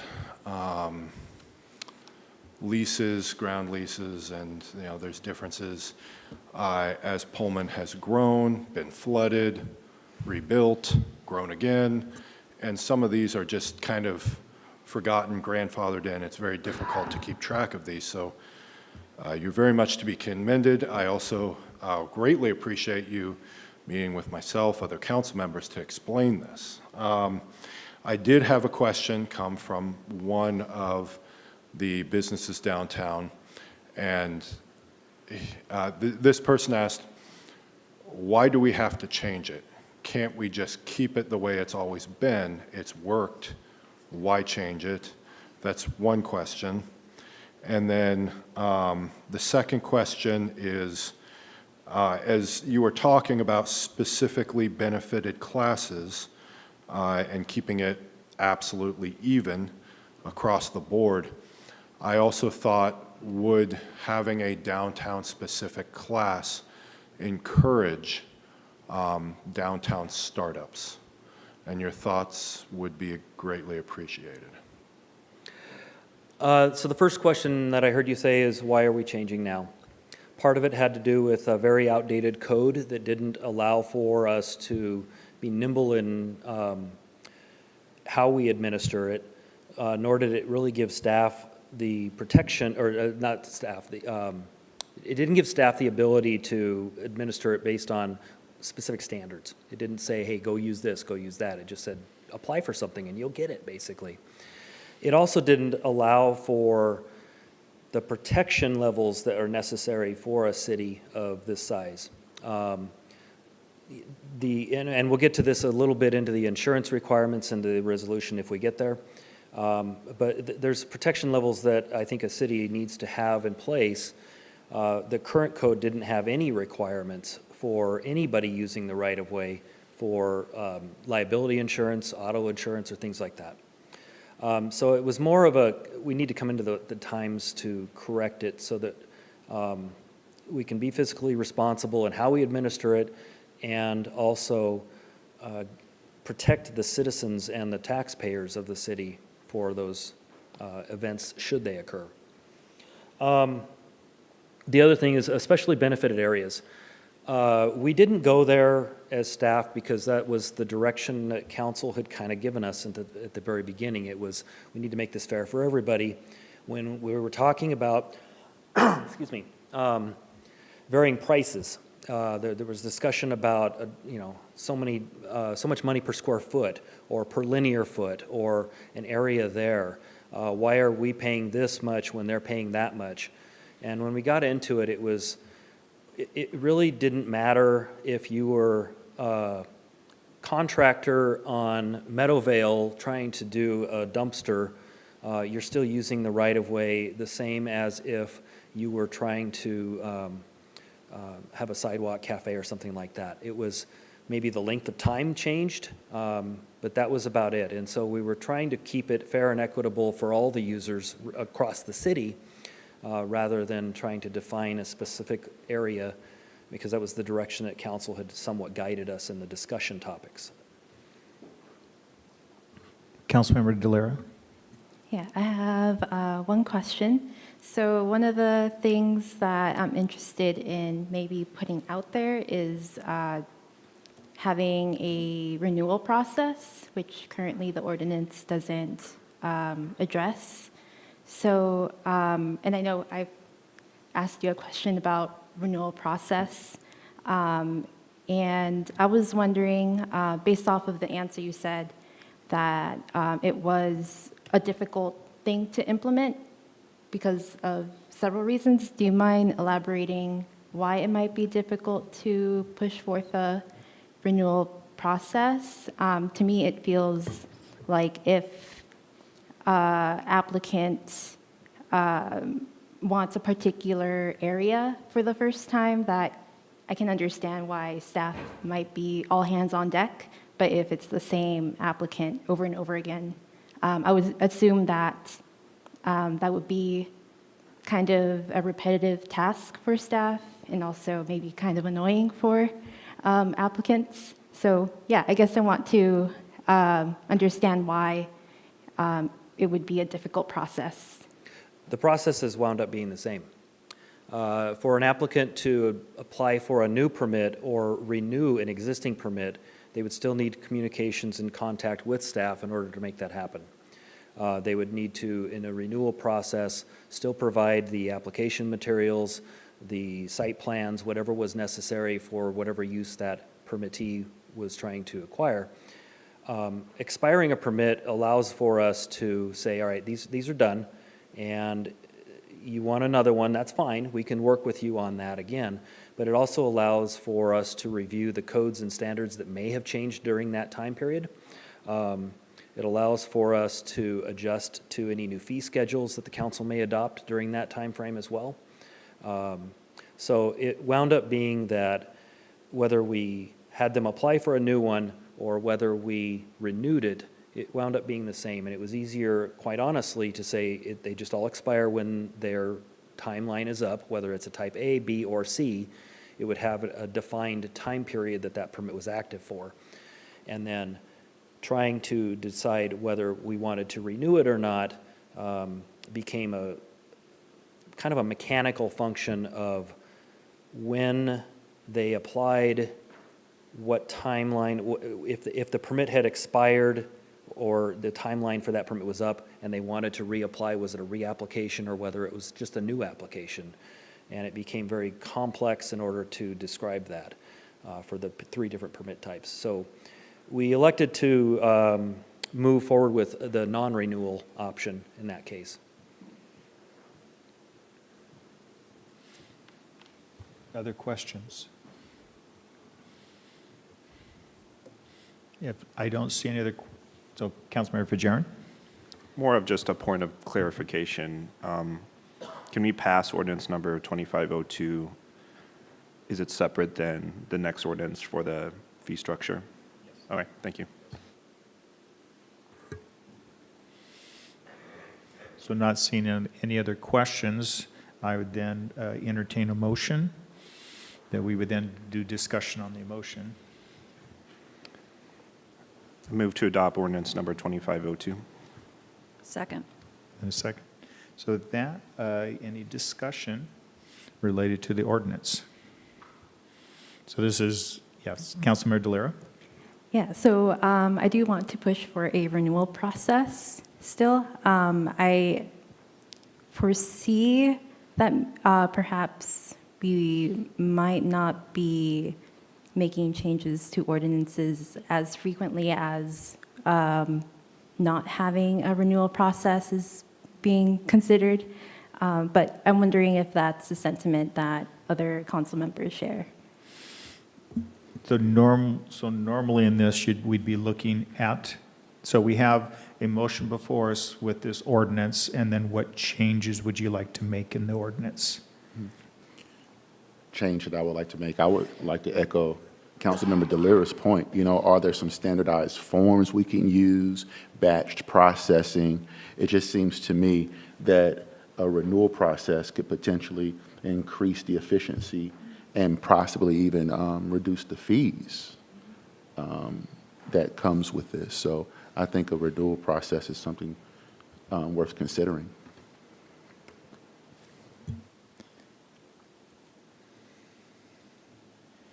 Yeah, if conditions haven't changed, that would lower staff involvement. If, from my vantage point, I don't know how all of this works, but again, standardized forms. So we have a batch motion. processing. So we have a motion in front of us. Do you have a change that you would like to make on this, or is this going to be something that so we're right now in the discussion right now related to the motion.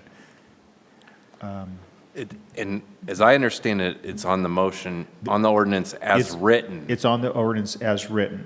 And it's been moved and seconded. Correct. So we're in So discussion. if there's going to be amendments to this, then there needs to be a vote on the ordinance as written, and then a new motion Then a with new motion proposed that would amendments. say they would like to force staff to work on a renewal process to add to it, and unless you have specific language right now. But yeah, the discussion is appropriate. So to the specific, Councilmember Fajarin. I just, again, I apologize, another point of clarification, but would the renewal process be addressed in the following resolution, or would be addressed in this ordinance?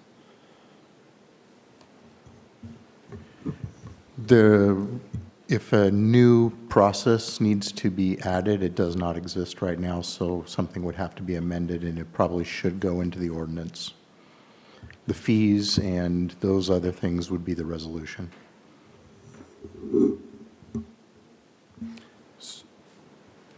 And so just by that, Sean did say that the renewal process is very similar to if the permit ends and they were to apply for another permit. So I'm a little just confused on what value a renewal process would bring, given the information that we have from staff. Councilmember Delera. So how I understand it is once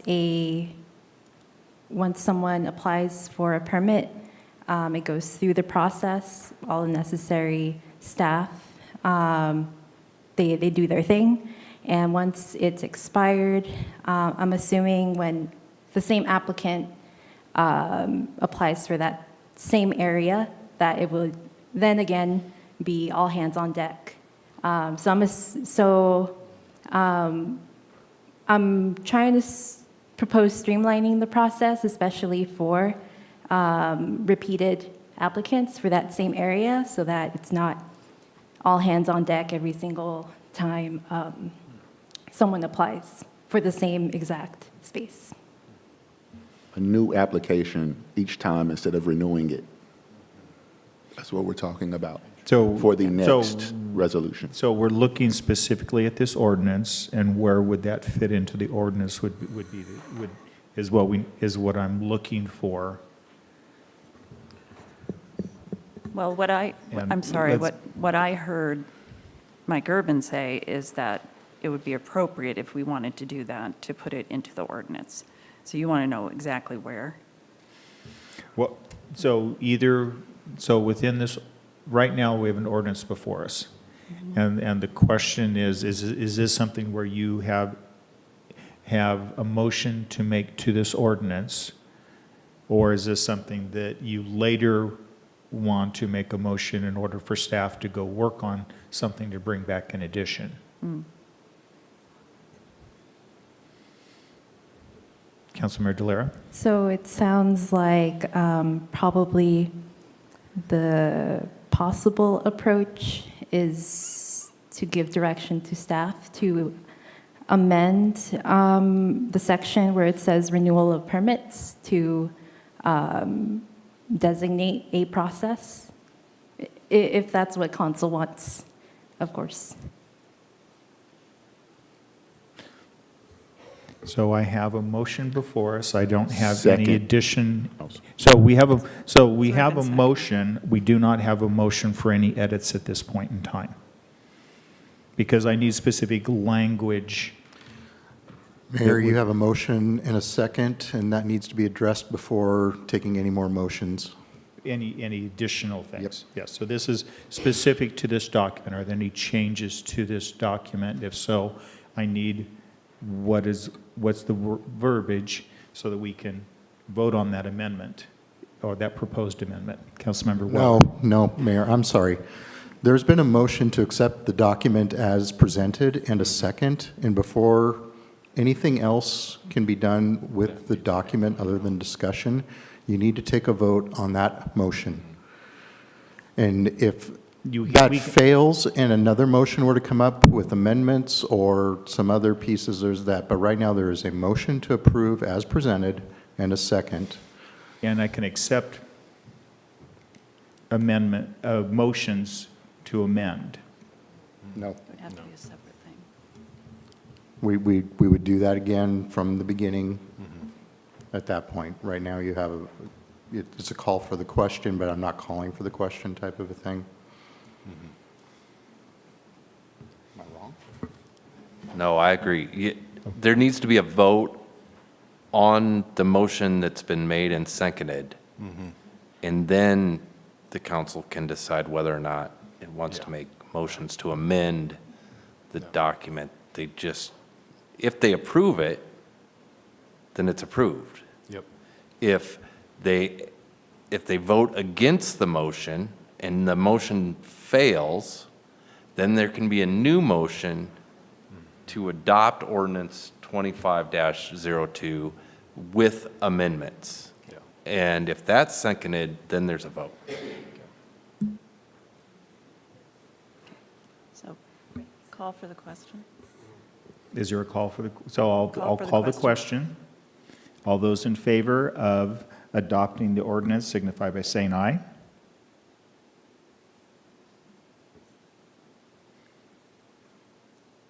Any opposed? No. Nay. So it fails.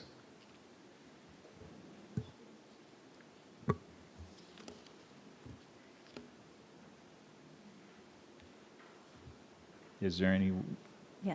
Councilmember Delira? Yeah, ordinance to, actually, before I make the motion, is this renewal process something that we want to pursue? Yes? Okay. So, motion to approve ordinance number 2502 with amendments, with defining a renewal process. We have to have what that verbiage is. Yeah, I'm sorry. We would need language to put into the ordinance to add to it.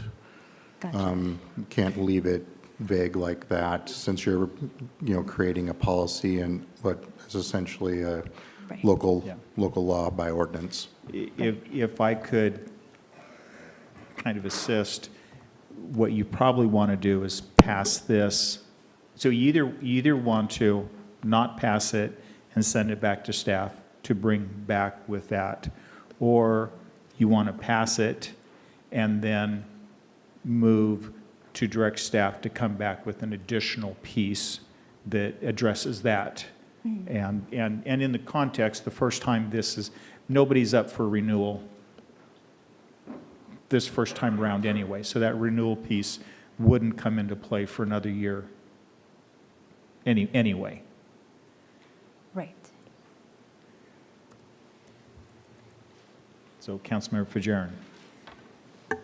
So if we were to send this back to council, would that mean that resolution R625 would not be discussed tonight?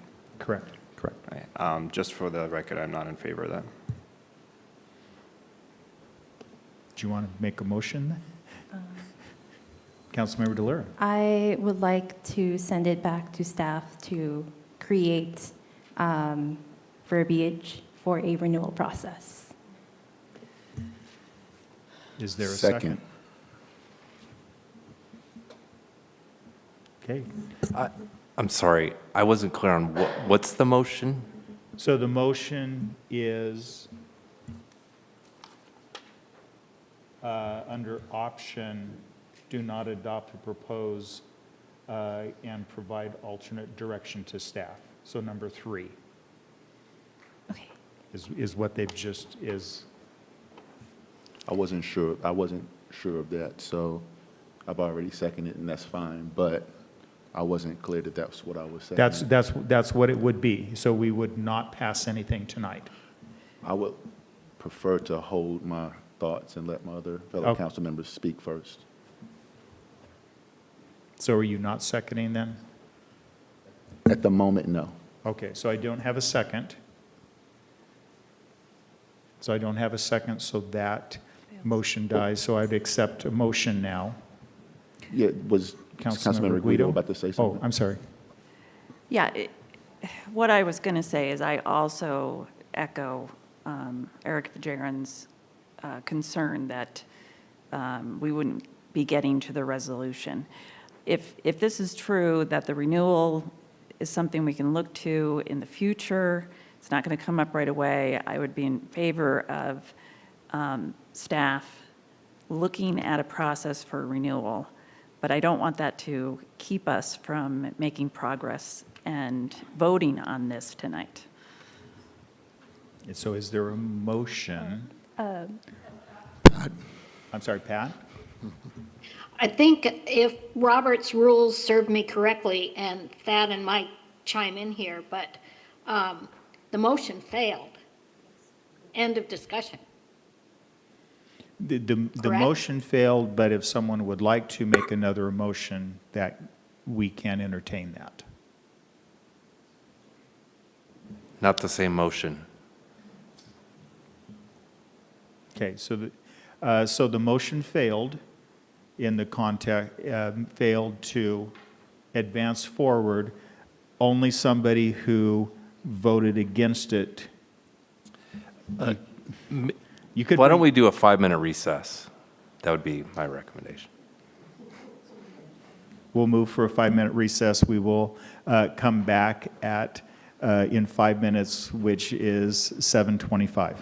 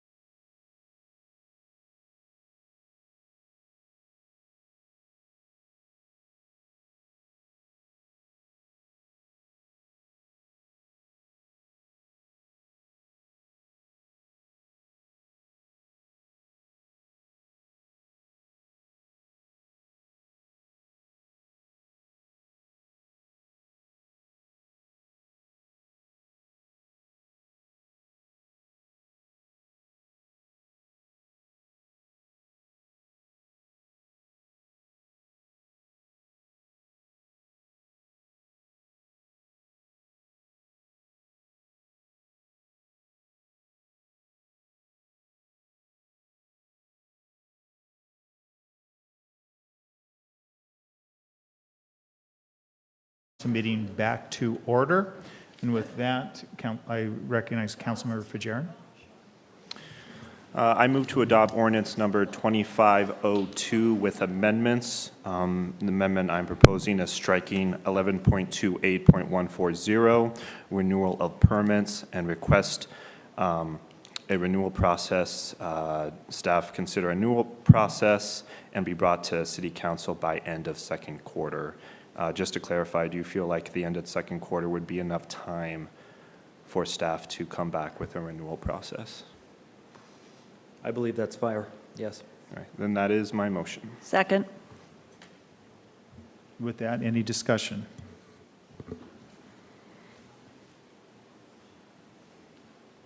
Seeing none, all those in favor signify by saying aye. Aye. Any opposed? Okay, that motion passes. Next on to Resolution R0624. And once again, Sean Wells. Progress. Thank you, Council. Tonight, we are moving in the direction of adopting a fee resolution, R-06-25. And if we could push the PowerPoint back up, Morgan, that'd be great.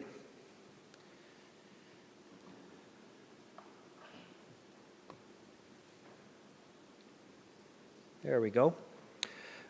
So we come to you tonight with the second part of this is what do the fees look like for this and how do we administer it financially and responsibly? So similar to the ordinance and the structure of the fee of the right-of-way use, we took a look at multiple fee structures that exist around the state and around the region for right-of-way use permits.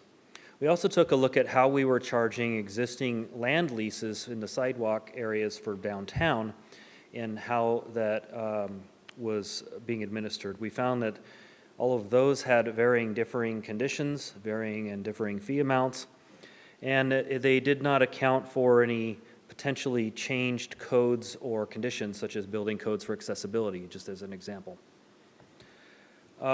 We also found in the city code in PCC 11.28 that has now been repealed and replaced, thank you, the fee and deposit amounts that were written there into code and were not by any separate resolution.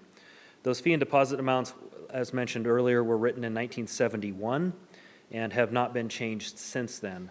They're listed there. It was 5 cents a square foot in the business zones for 4 months, 5 cents per square foot for any additional month, $10 minimum, and a little different fee structure there for the residential zones.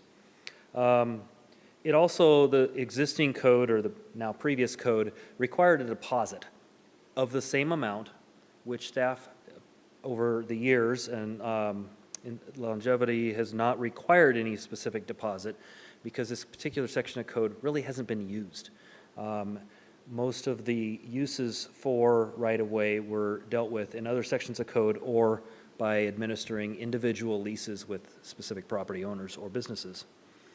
The existing methodology had no ability to be scaled for short-term usage, such as building moves, processions, block parties, and such like that. This was how it was structured at that time.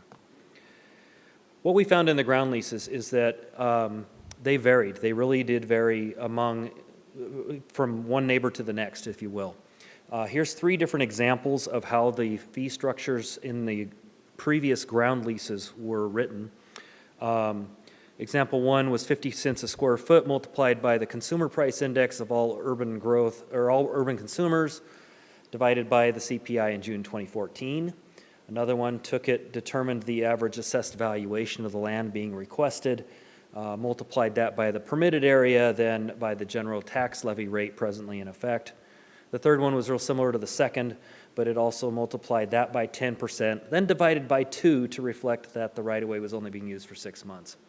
So every one of these was very complex in how we had to administer it. We took a look at other cities and how they were administering their fees based on what we saw in our code and how our land leases were structured. Other cities had varying methodologies. Some were based on a square footage basis. Others were a flat fee that was non-refundable based on approximation of staff time. Some of them were a combination of all of those methods. So there really wasn't any one silver bullet, if you will, that could be applied here. Every city had a different methodology, and it was really intended for use for that particular city's needs.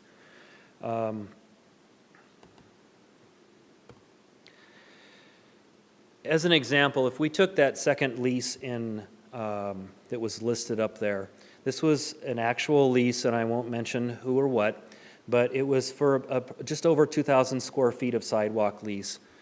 I took a look at the last 12 years of what the billing rates were, and it started out as $15 for that particular one, and after COVID started, there was a decline in property tax values, in tax rates, and so the two didn't match up, and currently that particular land lease last year was at a value of $11.16.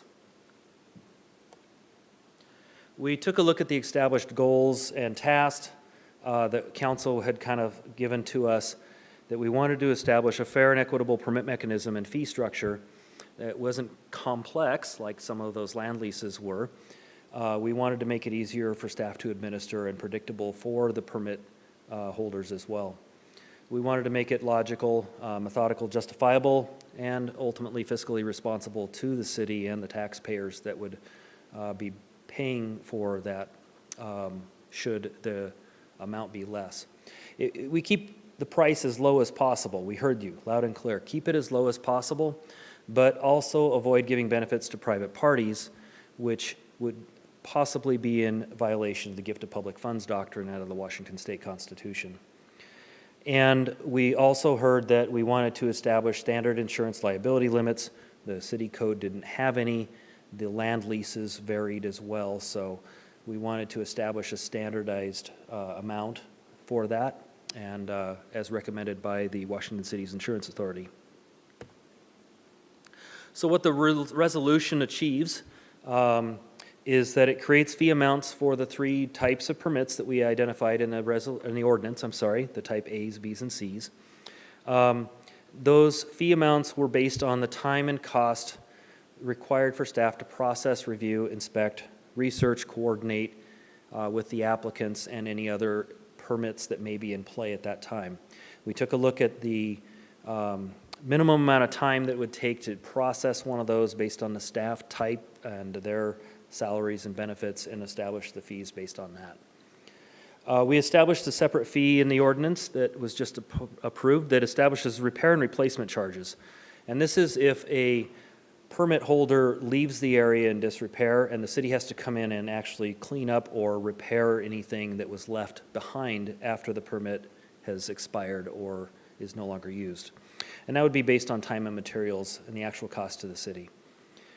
We also established an expedited processing fee. These are for those quick ones that we didn't realize we were going to need something now, but the ordinance establishes that we need a 10 business days to process any one of these types of permits. And if a permit holder or permit applicant wanted something quicker, we established essentially an expedited processing fee if they were within that 10-day window from their event. Wasn't much. We just based it on about 10% of what the fee amounts were. So the fee schedule that we proposed, as you'll see, didn't change from types A, B's, and C's, and that was because as we started working with staff, we realized that the time that it took staff to process any one of these, while the content of the review might be different, the time was not. And so, as an example, the short-term or not-profit might be, say, a parade where we entertain work with the police department. We have barricades that are put up. It's a traffic control event versus, say, a type C, which might be a sidewalk cafe where we're dealing with pedestrian accessibility requirements, not necessarily traffic control in that sense. We're applying different codes, but the time it was taking staff to do those works were essentially the same. That's why the fee amounts are the same for each type. You can see there then the repair and replacement charges for time and materials is what I mentioned. And then that less than 10-day processing or expedited fee was essentially the top two rows at approximately 10%. These are the minimum amounts to cover a portion of staff's expenses, which would be salary and benefits. as I mentioned before, that was based on the public works component of that. Should we need to bring in other review groups such as building department for building accessibility or the fire department for code or anything like that, police department, these fees do not represent that. Any lower fee from this amount would mean that basically the taxpayers of the city of Pullman would be subsidizing any permit applicant's use of the right-of-way. These amounts, I mentioned that for public works staff.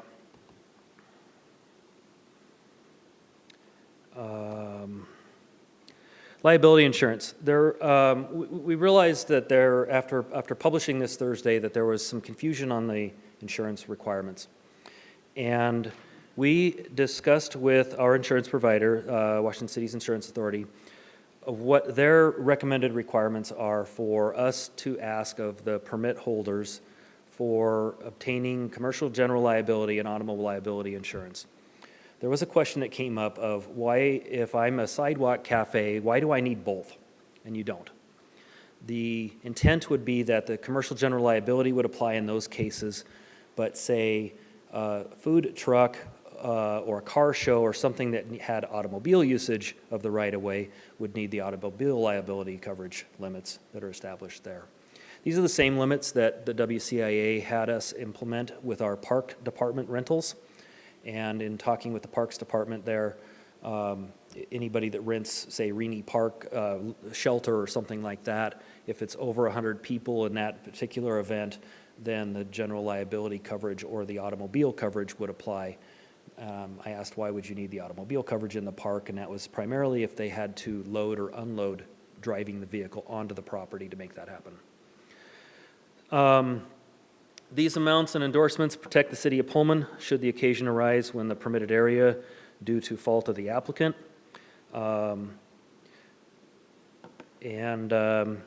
There was also a question that the insurance premium rates would pay for the project downtown Pullman. And if you're familiar with how this works, an applicant would be buying insurance through their own provider up to these coverage limits. The city doesn't obtain any money out of insurance premiums in that case. This would only apply should something go seriously wrong in an event where a claim had to be paid out. The insurance requirements would name the city as an additional insured and would take priority first and foremost should that unfortunate event occur. And then after that, the city or others could be held responsible for that, and that's when our insurance would kick in or others' insurance as well. So the questions and next steps are very similar to the last one. You can adopt the proposed resolution as written. You can adopt the proposed resolution with modifications to the fee schedule and insurance requirements, or you can choose to not adopt it entirely and provide alternate direction to staff. And with that, I'll entertain any questions. So first of all, questions. Councilmember Guido. Sean, can I ask you to go back to the fee slide? I can, but I don't control that it's on the screen. Oh, okay. There we go. Just want to clarify, though, that that's annual? This would be per permit, whatever the timeline for that permit would be. So in the case of a type A, it would be a 24-hour permit. The B and C would vary depending on if it's a 72-hour or up to 1 calendar year, yes. So an outdoor cafe would fall under the type C? Correct. And they're looking at paying $30 a year? The total would be the 30 plus the 215 for a total of 245. Okay, 245. Okay. All right. Councilmember Gaither. Can we just revisit the rationale behind the $2 million minimum?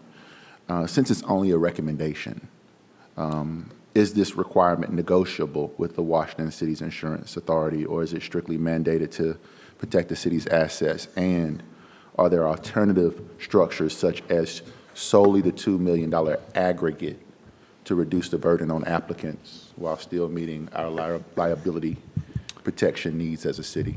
I'll defer that to the city administrator. This isn't a negotiation with the WCIA. This is a policy decision of the city council.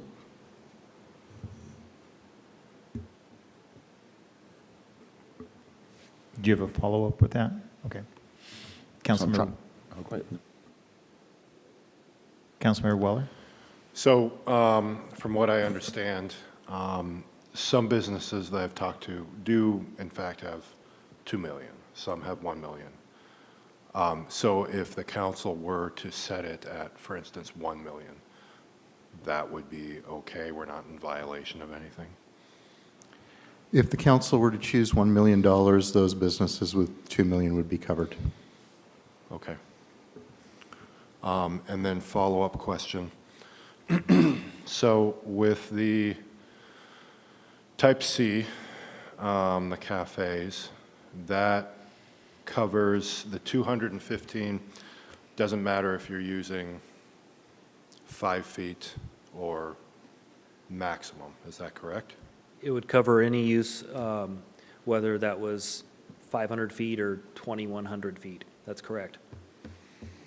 Wow, okay. I'll wait until other council.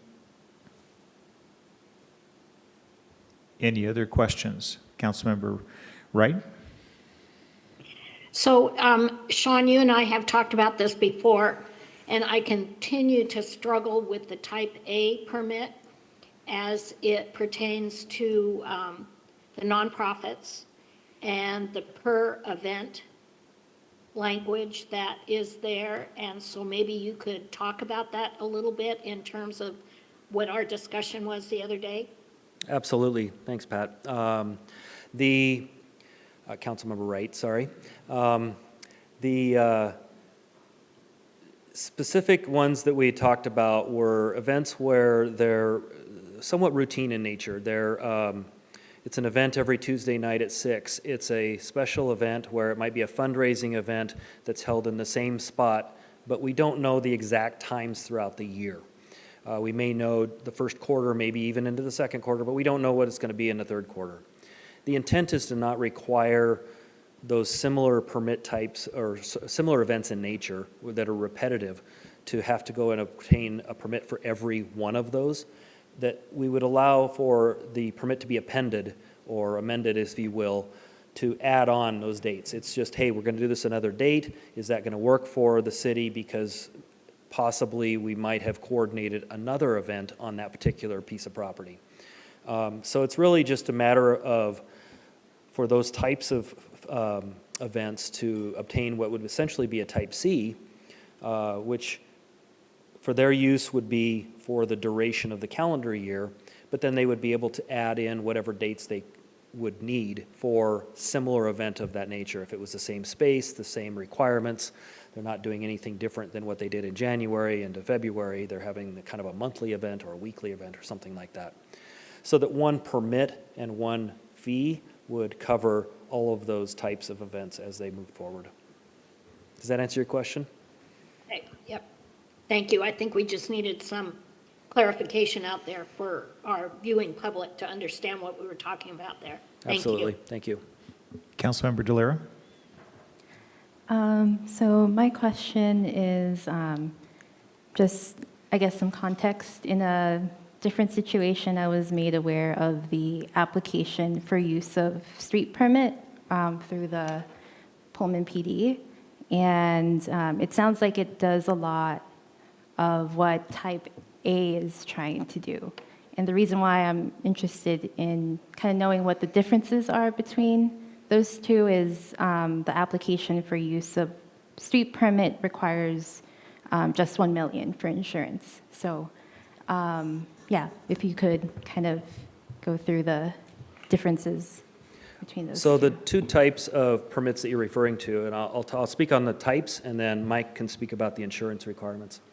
The two types of permits, as we identified the right-of-way use permit and the section of code that we just amended, there were two other sections of codes that I mentioned in the ordinance discussion. One was moving buildings, which was established and administered by the city engineer.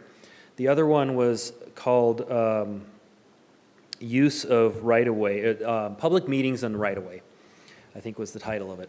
And it is a section of city code that we left in place temporarily. The intent behind that was public assembly and meeting spaces on the public right-of-way for a period of time. That particular code was, and currently is, administered by a position called the Director of Public Safety, which no longer exists and hasn't been since the police and fire department, the chiefs were separated there. So many years there. The police department currently uses that particular section of code to administer public assemblies for, say, protesting or walking marches, so that they can engage with those types of event holders and understand what the nature is that they're trying to do and help them to have that event in a safe manner to protect their First and their 14th Amendment rights. The insurance requirements, Mr. Urban? Sure.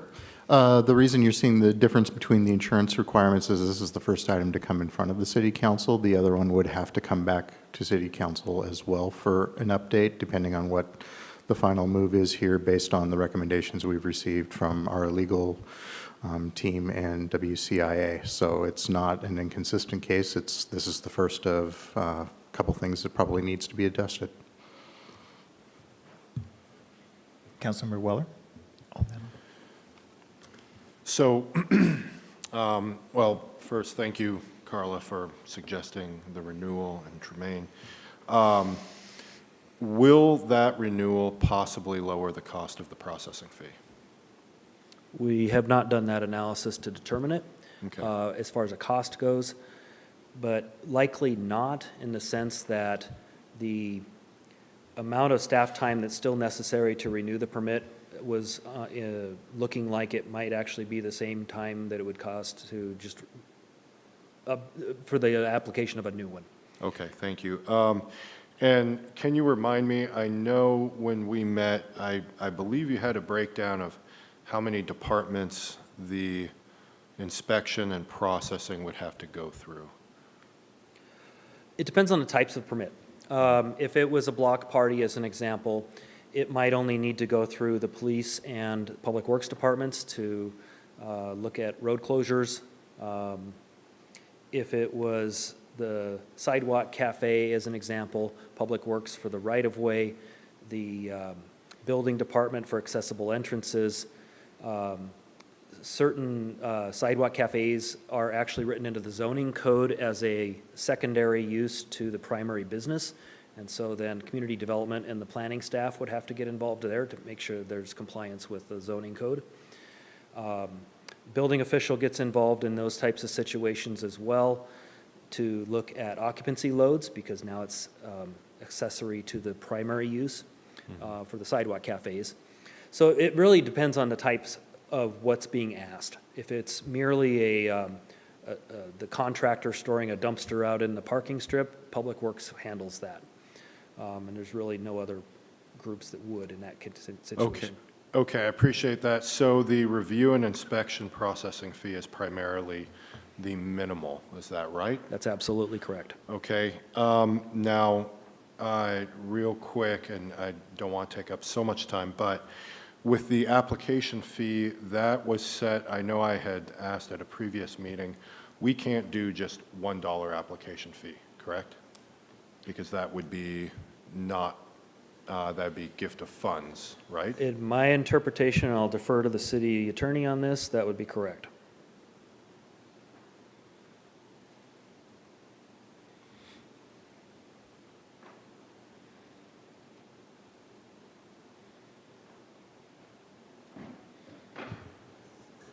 So what is presented to council tonight is a fee based on a process that is been looked at and defensible. If you put a $1 fee on it, you're still getting a fee. But when the state auditors come through, we're going to have to defend how you came up with that $1 and why. And I wouldn't have a basis to be able to explain that to them. So I'm sure there'll be some additional questions and some research on that. Okay, so just so that people understand where my mind is going on this, When we're looking at, the fees and meeting with the businesses and then the inspection processing fee and all of this with 245, I understand that, this is, for some businesses, too much. And when we think about what the city relies on, it's the sales tax. So I know there's been some comments online that we're anti-small business and so on and so forth. It's not. We're a symbiotic community. We rely on the sales tax. We rely on the business. That is just the way it is. And so what I'm trying to work through is where can we cut from the review and inspection processing fee, even though it's at the very minimum, or the application fee, even though it's at a defensible level, so that we can provide a little bit more assistance to those businesses, even if we have to eat a certain amount of that cost of the city, to the city. So I'm trying to work through that. And with that statement, I'm going to turn to our attorney. Oh, is that not okay to say? It's fine to say. Okay. I guess I want to make it absolutely clear. Yeah. The Washington State Constitution prohibits the gifting of public funds. Absolutely understand. So what we're talking about here is a permit for exclusive use of publicly owned property that has been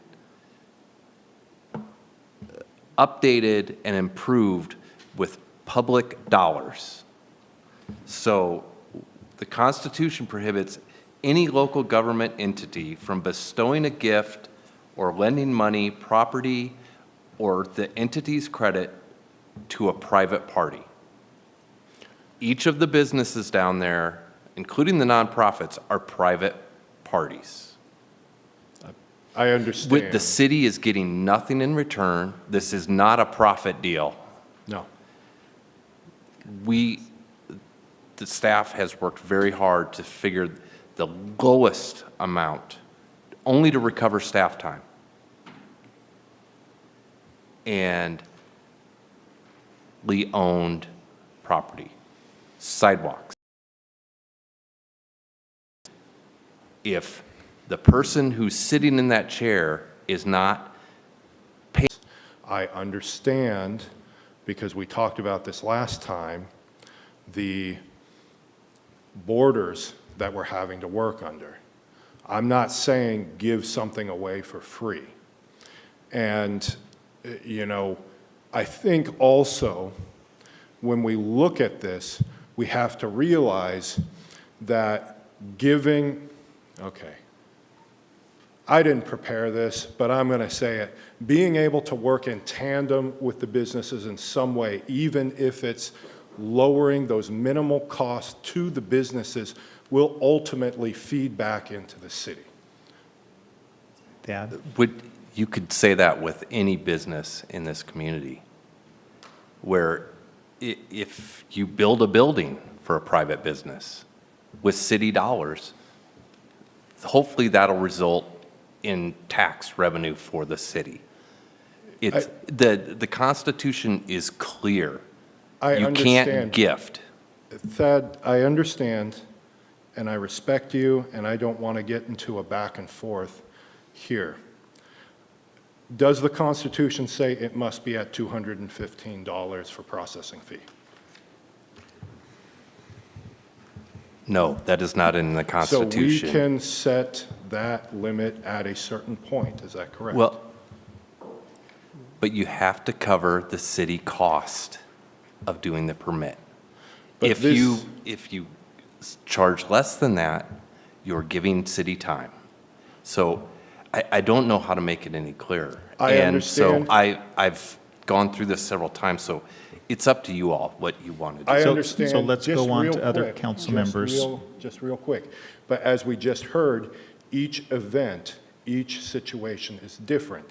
So what we have here is a minimal average amount for each of these permits. So this is not necessarily, this is absolute. This is what's been taken, but each situation is different. So we'll continue on. So Councilmember DeLira? Councilmember Fajarin? Yeah. And then Councilmember Wright? And did you want? Thank you so much for what's been said already, especially with our city attorney making sure that we are in compliance with Washington State Constitution.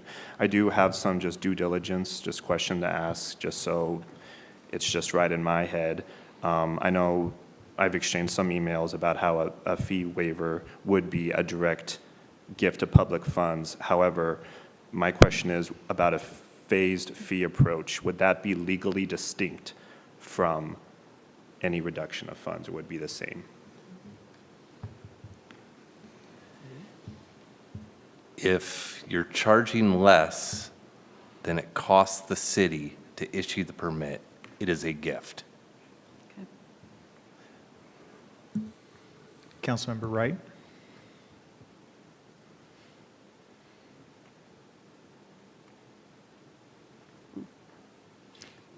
She's muted, so. We can't hear you. She's muted. Sorry, I There you go. thought I unmuted. Okay.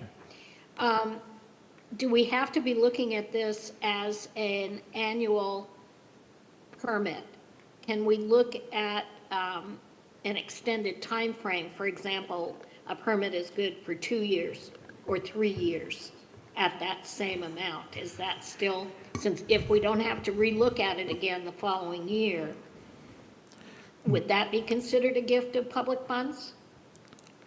The previous ordinance that was passed addressed the timeline, and we'll be coming back as a renewal piece. I think now we are focused on the dollar amounts at this point. Oh, I think okay. if we try to Okay. change this in the resolution, that creates some problems with the ordinance that was just Okay. passed. Okay, got it. Sorry about that. The other question that I have, though, seems to me that the bigger point here, not the actual permit fee, but the bigger point is with the insurance. And that seems to carry a more punitive amount for businesses to carry than what the actual permit fee is. And so I guess that's where I would like to see some discussion on whether or not we can recommend, and my understanding is that we can recommend a lower liability amount that would help some of our businesses. Am I correct in making that assumption? I know what it means when you assume, but I'd like to open that up for discussion. Yeah, it wouldn't be a recommendation because this isn't a negotiation with the insurance company. This is a policy decision of the city council. The risk you run with a lower amount of insurance is that our insurance company may charge us more to cover the extra, and that might be considered by the state auditor a gift of public funds as well. That's something they will have to investigate and report back on. I can't give council any bright line guidance on that. Councilmember Guido? Okay, my question was what you already addressed that, since it was raised around the phased-in approach. So that question is asked. I don't have an issue with the permit fee since, they were established in 1971. I know people have said that they're tenfold in terms of an increase. I appreciate that fact, but they were also incredibly low and artificially low, and we need to come up to the cost of doing business. And that is what you have assured us that that's going to cover. Nothing above. We're not here to make a profit. It's going to cover our staff. The piece, and I echoed this with Councilmember Wright, the piece that I would like to talk about is the insurance increase. And I understand that some businesses already have the $2 million. I would be comfortable looking at keeping it at $1 million. Councilmember Gaither? Yeah. I get it. We want to on one hand minimize financial burden on businesses, and we have to keep in mind that fees must still reflect some measure of cost recovery for staff time to avoid constitutional issues, right? We cannot reduce fees to near zero. That could be legally problematic. I get that. But on the other hand, I want to be able to walk downtown and get my coffee, and my community members know that we were fair. When I read this and I look at what our peer cities are doing, I'm looking at Walla Walla, their sidewalk seating, and this is just information I found on a website. So I'm not, I'm not 100%, sure that this is accurate, but their sidewalk seating is $150. Our sidewalk seating is $240. Their right-of-way is $205. Again, ours is $240.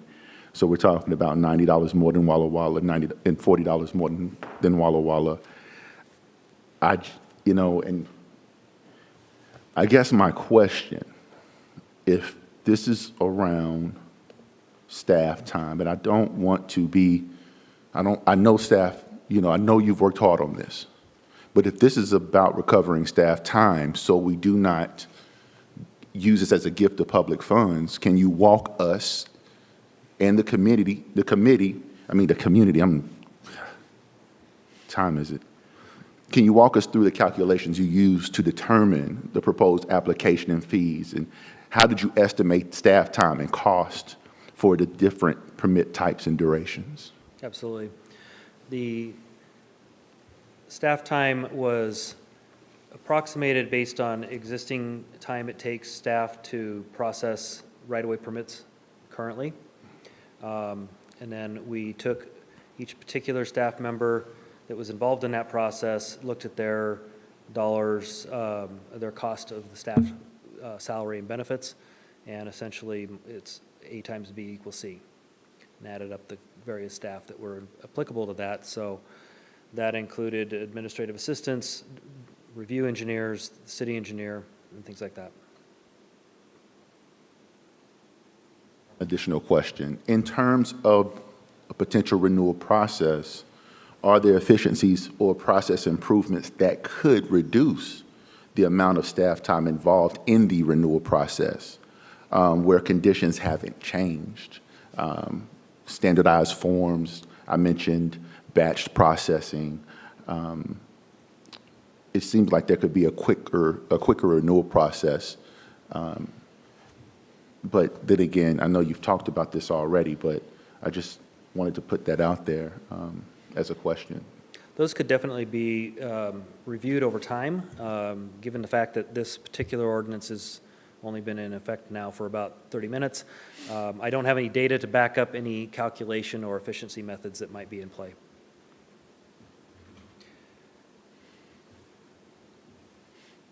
Any other questions of staff?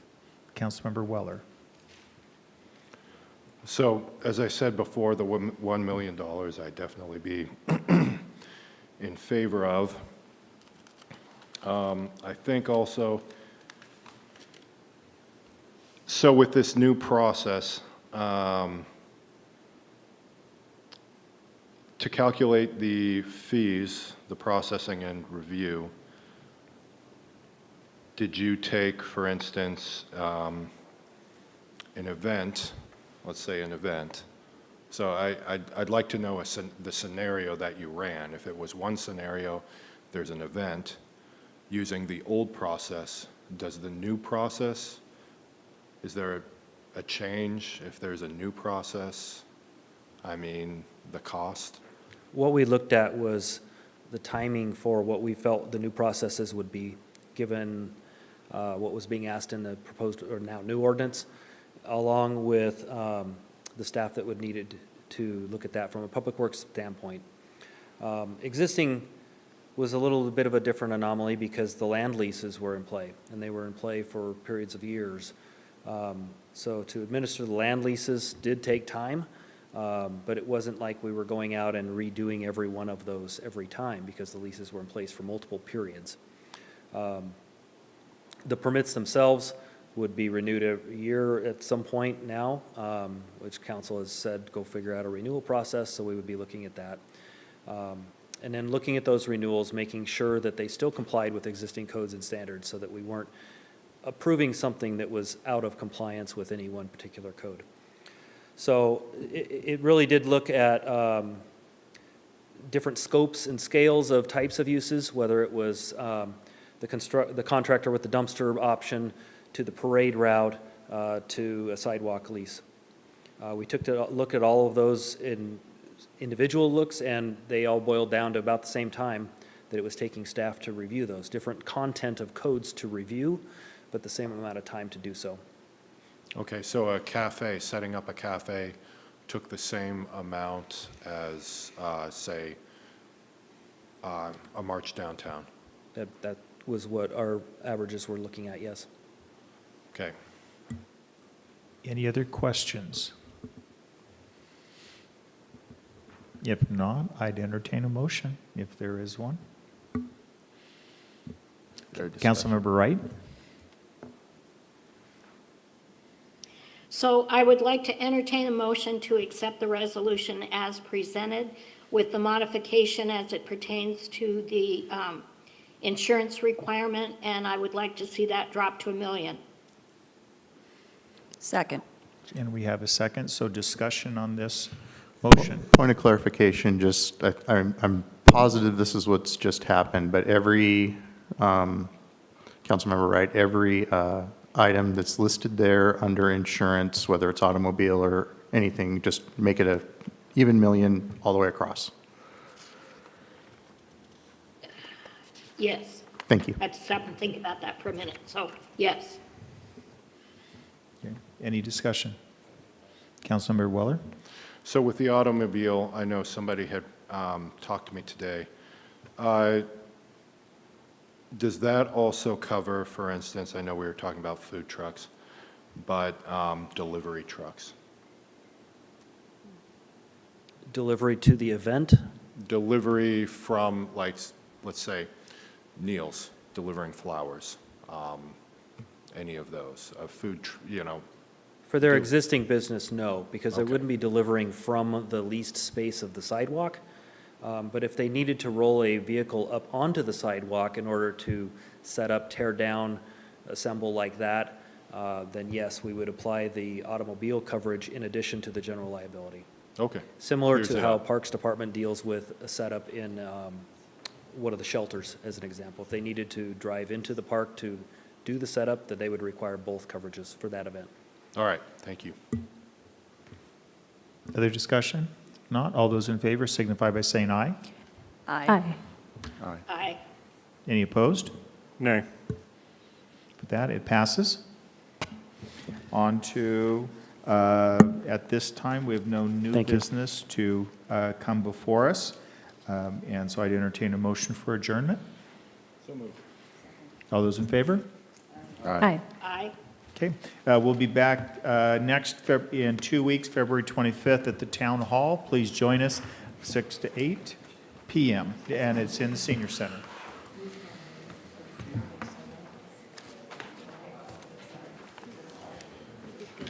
You think so?